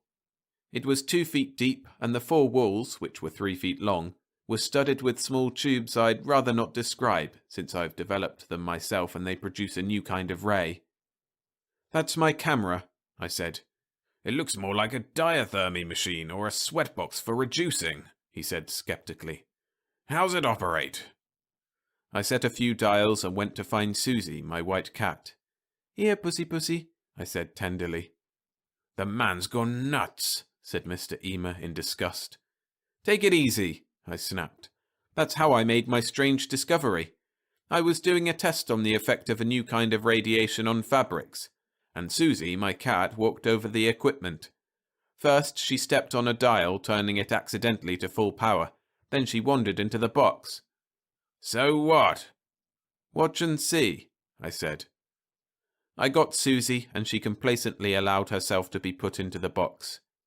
I placed Mary at the dials with instructions, and took Mr. Eamer to the next room and pointed to a huge circle chalked on the floor. The movie magnate waited impatiently. "Mary," I shouted. "Okay, turn dial number 1 to full force." We heard a click. Then Mr. Ema yelped and cowered behind me, because in front of us, within the chalked circle, appeared a giant 8-foot-tall cat, an enormous duplicate of Susie. Susie was licking her paw with a tongue that was nearly 2 feet long. "Don't be afraid," I said proudly. "It's just an image. Look." I stepped forward and ran my hand through the air where the giant figure of Susie ignored me. My hand disappeared into the image, and I felt the usual puzzling tingle, as if I were getting a shock. And Susie, from the next room, uttered a faint meow and stopped licking her paw as if she, too, felt something. But there's no screen," Ema said. And it looks real. It's got 3 dimensions, like an actual body." He cautiously approached, his hand shaking with excitement. He tiptoed around behind the cat image. He choked. "It's like a real, living cat all around." "You haven't seen anything yet," I said happily. "Watch this." "Mary," I yelled again, "turn dial number 2 very slowly." As we stared, the image of the 3-dimensional Susie shrank from 8 feet tall all the way down to a 3-dimensional miniature cat the size of a thimble. Mr. Ema looked as if he might faint. "Goodbye, Lagerscope," I said grimly. "This will make all 3D and large-screen systems obsolete. It will revolutionize television, too. People will sit home and see actual figures, 3-dimensional figures of real people. There will be no screens at all. The effects of depth and solidity, as you see, are perfect." Suddenly, Susie in the next room gave a yelping meow and Mary gasped. We jumped, then ran inside. Mary was wringing her hand. There was a little smoke in the room. "My hand hit a wire," said Mary, embarrassed. "I guess I caused a short circuit or something. I'm sorry. All this smoke." She put her hands to her eyes, rubbing. "Susie all right?" I said. "I guess so," she said. "She moved so fast I could hardly see." "My dear fellow," Mr. Ema was most cordial. He put his arm around my shoulders.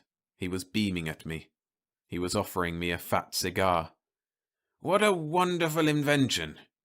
You are indeed a genius, and I offer you my humblest apologies." "I accept them," I said, pushing him away with distaste. "You may leave now, Mr. Ema." "Leave? Not until we've signed a contract, my friend. I want that invention." "Mr. Ema, that invention isn't perfected yet. I don't even know how it works. The principles are beyond me. It is something new in the world of physics and optics and—" "That's all right," he cried. "I'll give you 6 months. A year. More. But I want it." "No. I'm afraid I don't trust you," I said. Far from being offended, he was delighted. He laughed as if I'd said something witty. "Of course you don't," he said. "You don't trust me and you don't like me. But just listen to my offer." Right then and there, Mr. Ema made an offer that had my head swimming. He would, first of all, deposit in an account in my name the sum of $1 million, free of taxes. Second, he would include in the contract a stipulation that I'd get 50% of all royalties. Third, and very important to me, in the event that the patent he would apply for in my name was refused, or if it was broken by further research, I could keep the $1 million. "And last," said Mr. Ema, his nostrils flaring as he closed in for the kill, "I'll make your girlfriend Mary a big movie star." Mary's eyes widened. She clasped her hands before her nervously. "Me?" she whispered. But I can't act." "What's that got to do with it?" Mr. Ema asked impatiently. "You just got to hold still when the male lead grabs you. Leave it all to him, he knows what to do." "No," I cried, appalled. "I don't want anybody else kissing Mary." "Neither do I," said Mary, blushing. "You're absolutely right," Mr. Ema uttered a deep sigh. "Such deep love, such clean emotion, it cuts my heart out, honestly. Okay, we'll give the script a scrubbing. Nobody'll put a finger on her." "I don't think I'm interested," said Mary regretfully. Mr. Ema was staggered. He recovered immediately and said hastily, "Smart girl. What intelligence. It's no life for you." "But Mary," I said, kind of liking the idea of my Mary on the screen, of being sole owner of her sweetness with millions of people knowing nobody could kiss this girl but myself. "It's such a rare opportunity. Every girl wants to be a movie star. Do it." "Sure," cried Mr. Ema. "Don't be a dope. How many girls get a chance like this?" Mary whispered, her eyes shining. "Well, all right, dear, if you insist." "You have a deal, Mr. Ema," I said quickly. Mary typed the contract on my portable as dictated by Mr. Ema. "Put in a clause," I said cautiously, remembering his ethics, "that the contract is effective only when the $1 million is deposited in my account." Mr. Ema frowned. "Put in a clause for me, too," he said. "He can't draw on the $1 million without a signed receipt from me saying he's delivered all his blueprints and technical notebooks on the invention, and a full-size camera model big enough to hold people." "I agree," I said. "I'll have it built and delivered immediately." I shook Mr. Ema's clammy hand, and he departed with Mary to get the $1 million out of his secret safe deposit boxes. I stared dreamily after them, mentally spending that money on all the wonderful things I'd always wanted. A scintillometer, a centrifuge. Maybe I could even build my own private cyclotron. And I could visualize Mary cooking dinner in a little white cottage with a picket fence. Within the week, I had delivered the full-size camera to Mr. Ema's studio. As he left me, whimpering with joy and carefully locking the iron doors of the room he'd set aside for my equipment, I stared at the signed receipt in my hand. $1 million. I was rich. At this moment, Mary appeared at the studio gate and ran toward me, her face deathly pale. "What's the matter?" I cried. "Remember how we couldn't find Susie all week?" she gasped. "Well, I just found her." Mary held out her fist, opened her fingers, and I recoiled in astonishment. In her palm was Susie, my cat. But a Susie that was 1 inch long, the smallest, tiniest cat I'd ever seen. She was alive and seemed healthy as she licked her white fur and uttered a meow I barely could hear. My throat was so dry I could hardly get the words out. Good Lord! The invention! Something went wrong. It not only sends the image in 3 dimensions without a screen to receive it, it also transmits the actual body itself through space. I've created a matter transmitter. But why is Susie so small?" wailed Mary. "Apparently it transmits whatever size the image is set at. Remember we had reduced the image of Susie, and at that time you short-circuited the wires? That short circuit is what did it. If Susie's image had been large at that moment, we would have had an 8-foot-tall cat on our hands."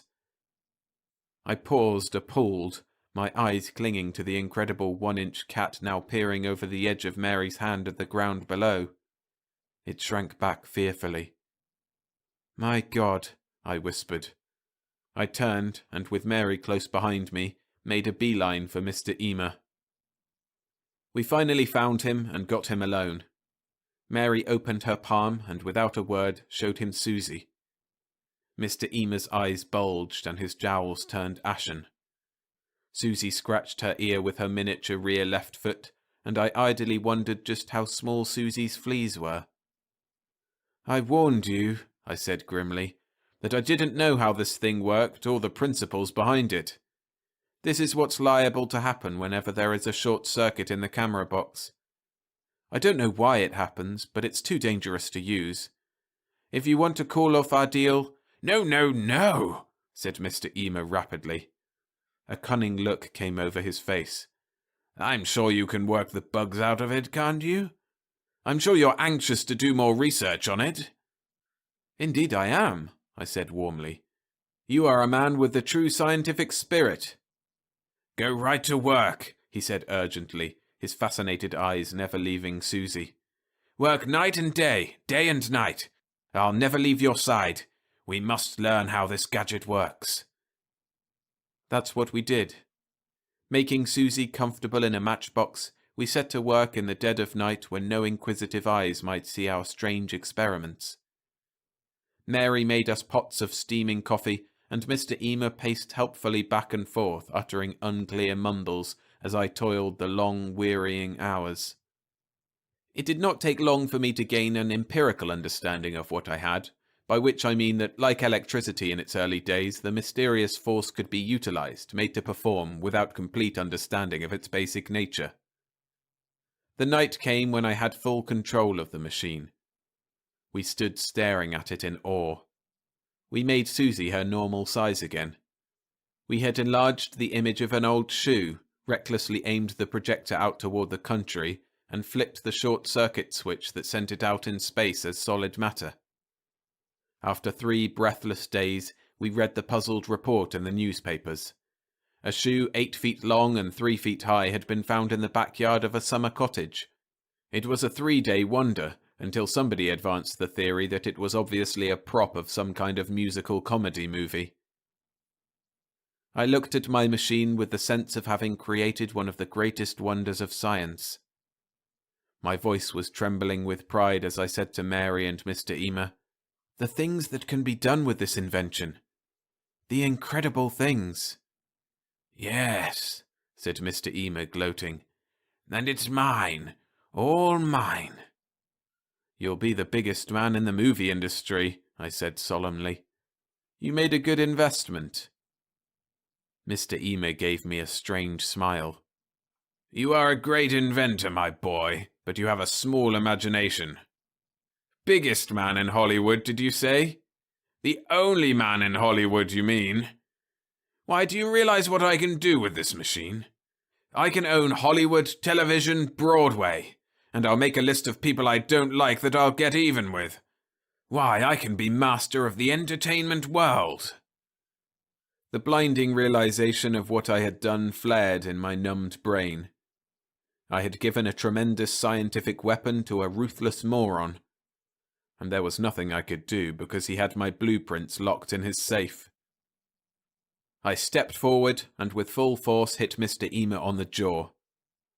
As he sagged, I grabbed him and shoved him into the transmitter. "Look out!" cried Mary. "He's getting up!" "No!" he said in a strangled voice as he struggled to his knees. "No! I'll fix you." I turned the dial's full power, hit the directional switch with my open palm, and closed my eyes. Mr. Emer's voice cut off abruptly. When I opened my eyes, he was gone. "Thank heaven," gasped Mary in relief. I immediately made computations, and my figures showed that Mr. Emer must have been transported to the Himalayas. That's the area where the abominable snowman had been sighted. That is why I must speak now, regardless of any opinions about the state of my sanity. I would not want Mr. Emer shot by mistake as he comes rushing toward a party of explorers. It's all right to bring him back now. I've smashed the machine beyond repair, and since Mary was Mr. Emer's private secretary, she knew where to get the combination of his safe, so we were able to destroy my blueprints and technical notebooks. I've turned the $1 million over to Mr. Emer's lawyers, and they are now fighting off the creditors, who all think Mr. Emer is deliberately hiding from them. Whatever you do, please don't take a shot at the abominable snowman. It is Mr. Emer.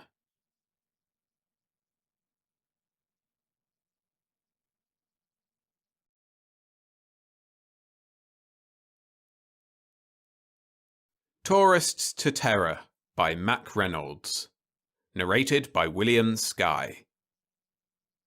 They came from a far sun in a distant time, seeking thrills on alien planets.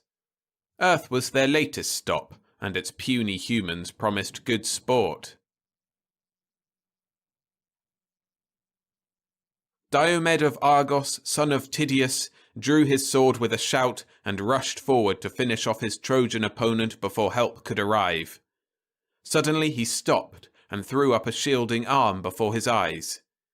When he could see again, one who could only have been Aphrodite, goddess of love and beauty, stood between him and the unconscious enemy. She was dressed as though for the bridal room, her goddess body breathtakingly beautiful, revealed through the transparent robe she wore. She was attired for love, but held a short sword in her hand. Aphrodite smiled at him in derision. "Now then, Prince of Argos, would you fight the gods?" She advanced the sword half-mockingly. But the Greek was mad with bloodlust, half-crazed with his day's victories. He snatched up his spear, muttering, "Pallas Athene aids me," and rushed her. Her eyes widened, fear flashing in them, and she began to rise from the ground. The barbaric spear flashed out and ripped her arm. Blood flowed, and she dropped the sword, screaming. Diomed heard a voice call urgently, Go back immediately to—" and the goddess Aphrodite disappeared. He whirled to face the newcomer and saw another god confronting him. The extent of his action was beginning to be realized, but Diomed had gone too far to turn back now. He charged his new opponent, shield held high and sword at the ready. The god lifted his hand, sending forth a bolt of power that brought the Greek to his knees. Diomed's eyes were filled with sudden fear and despair. "Phoebus Apollo," he quavered. The god was scornful. "Beware, Diomed," he said. "Do not think to fight with gods." The Greek cowered before him. Later, in the invisible spaceship hovering 500 feet above the battle, Cajun faced her, his features impassive and his tone of voice faultless. He was boiling with rage beneath his courtesy. "I will present your complaint to the captain, but I would like to remind the Lady Jan that she has been warned repeatedly against appearing in the battle clothed as she is and without greater defences. It was fortunate I was able to appear as soon as I did. If you'd been injured seriously, I hesitate to say what repercussions would have taken place on the home planet." Her eyebrows went up. "Injured seriously?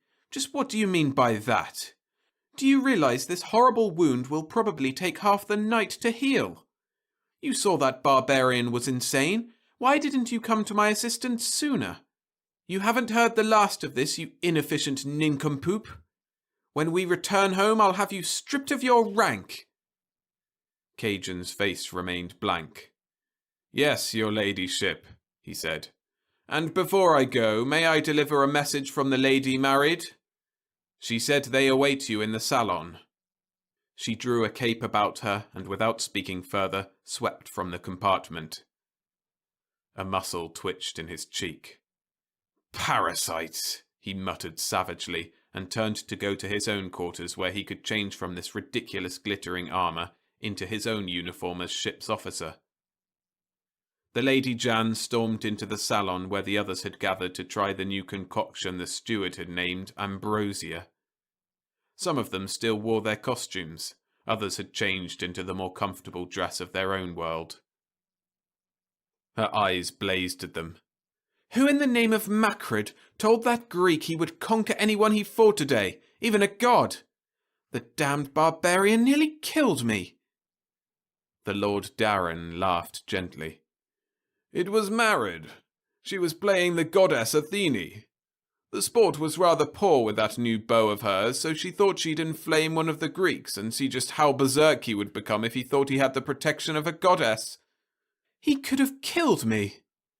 "Oh, come now, Jan, you were barely scratched.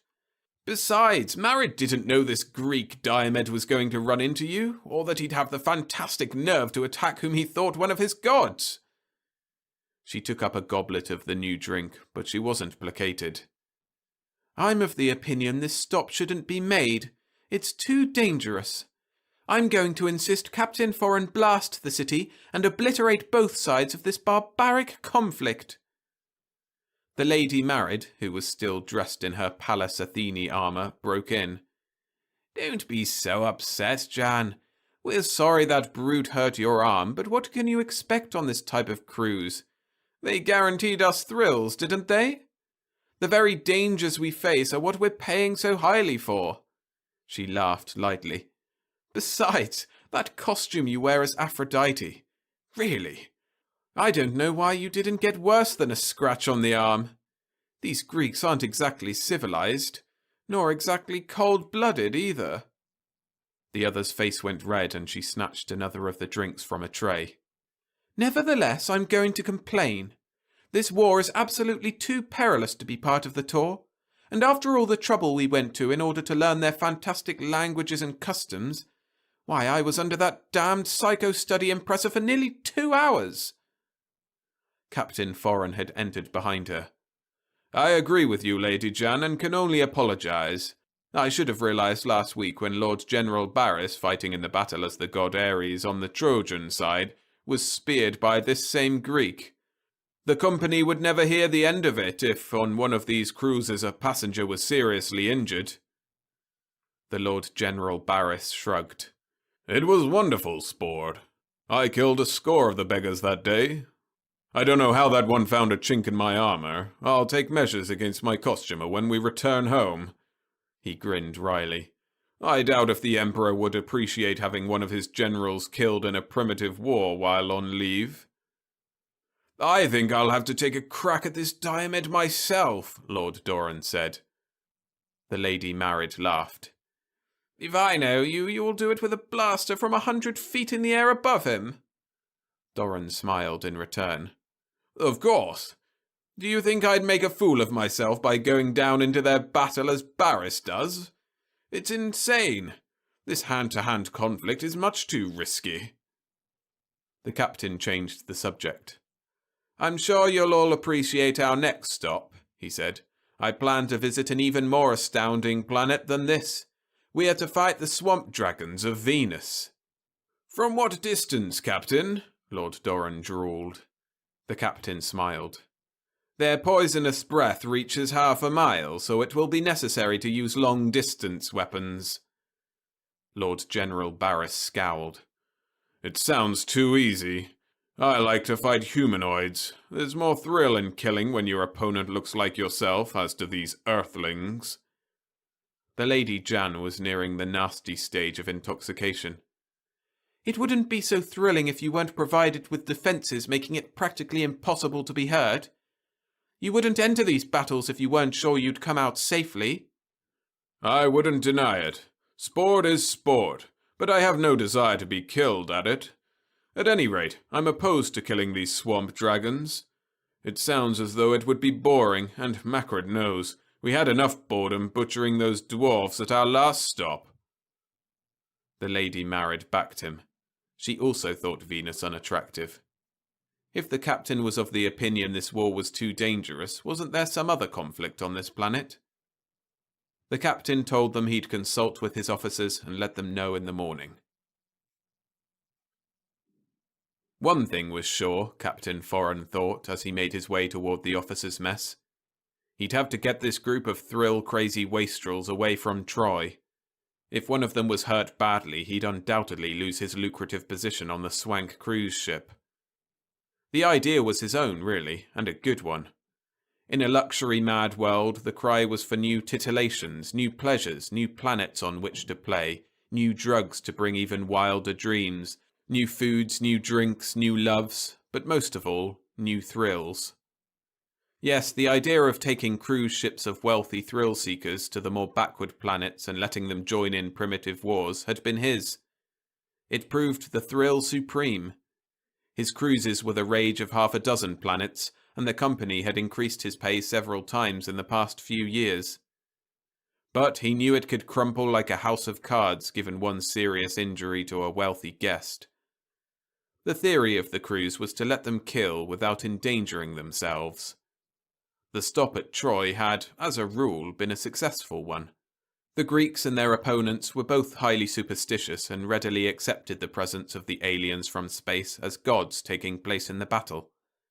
Usually they were too terrified to take measures against the strangers in their gleaming armor, but today had been the second occasion in which a tourist had been injured, in spite of scientific protective armor. His officers were awaiting him in the mess hall.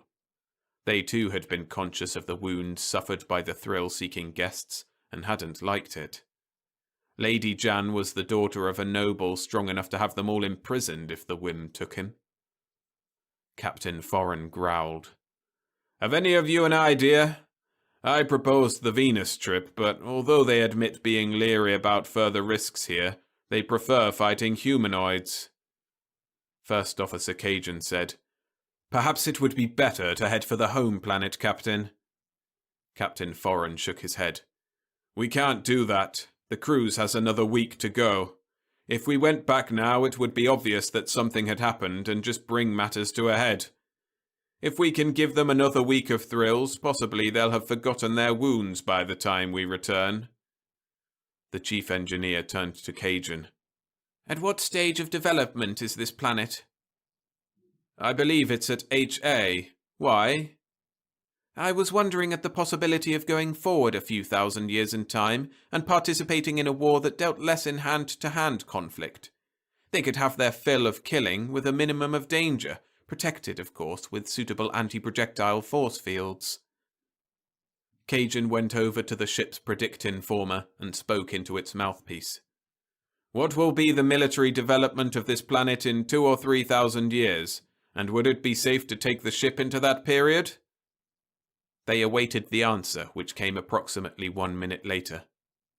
Probability shows the inhabitants of Terra will begin utilizing explosives for propelling missiles in 2,000 years. About 500 years later, they will have developed this means of warfare to its ultimate. Safety for the ship is indicated. Captain Foran mused. That sounds practical. We could participate in some war in which our passengers could use such weapons as snipers from a distance. Another thought struck him. Besides, the Lord General Barris is quite intrigued with the possibilities involved in fighting the humanoids here. He had spoken of transporting large numbers of his troops to Terra and using the planet for a training ground in actual combat. Undoubtedly, the Earthlings of the future would make better victims for his soldiers than these more primitive types. It might be well to look at the future of this planet. The first engineer said, Such a step would wipe out the development of civilization on the planet. Captain Foran shrugged impatiently.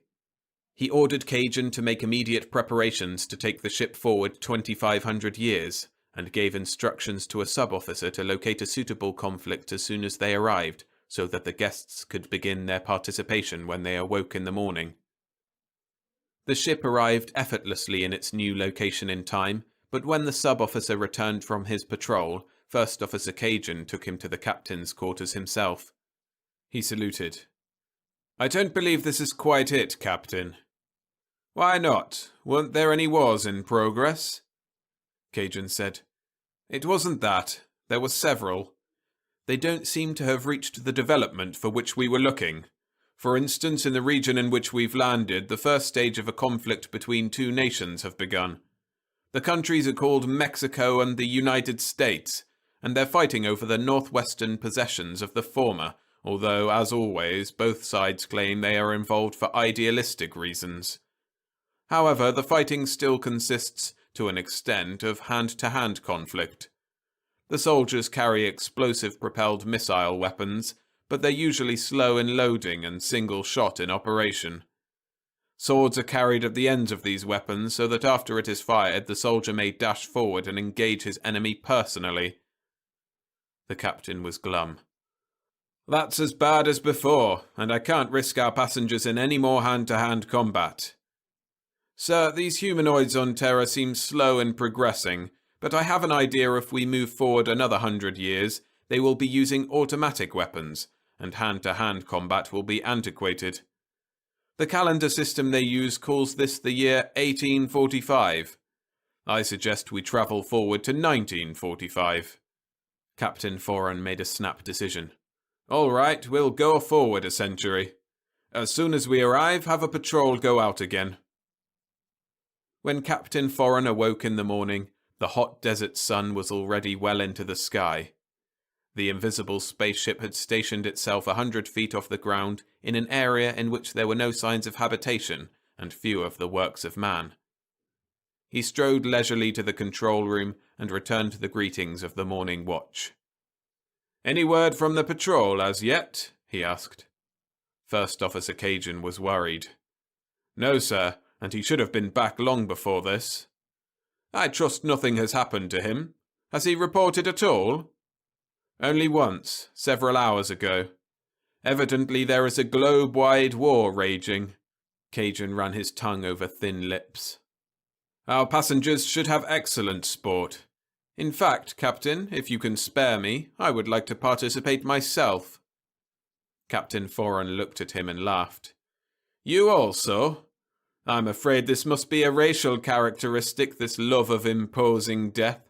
I must confess, on my first trips I too liked to join in the sport. He turned and glanced out an observation port. What is that steel tower down there on the desert? We couldn't decide, Captain, unless it's some structure for conducting tests of some sort or other. The surprising thing about it is that our instruments detect radioactivity. The captain interrupted sharply. Has anyone checked the ship's predict informer on whether or not this error is completely safe? Cajun said. I assumed that you had, sir. He stepped to the instrument and spoke into its mouthpiece. What is the military development of this planet? Is the ship safe? The predict informer began its report. In the past 35 years, military science on Terra has developed tremendously under the impetus of 2 worldwide conflicts. At present, the dominant power on this continent is experimenting with nuclear fission. Sudden fear came into the eyes of the captain of the thrill ship. That radioactive steel tower! Blast off! He shrieked. Blast off! The predict informer went on dispassionately. And is about to test an atomic bomb against which this ship's defences would be? It got no further.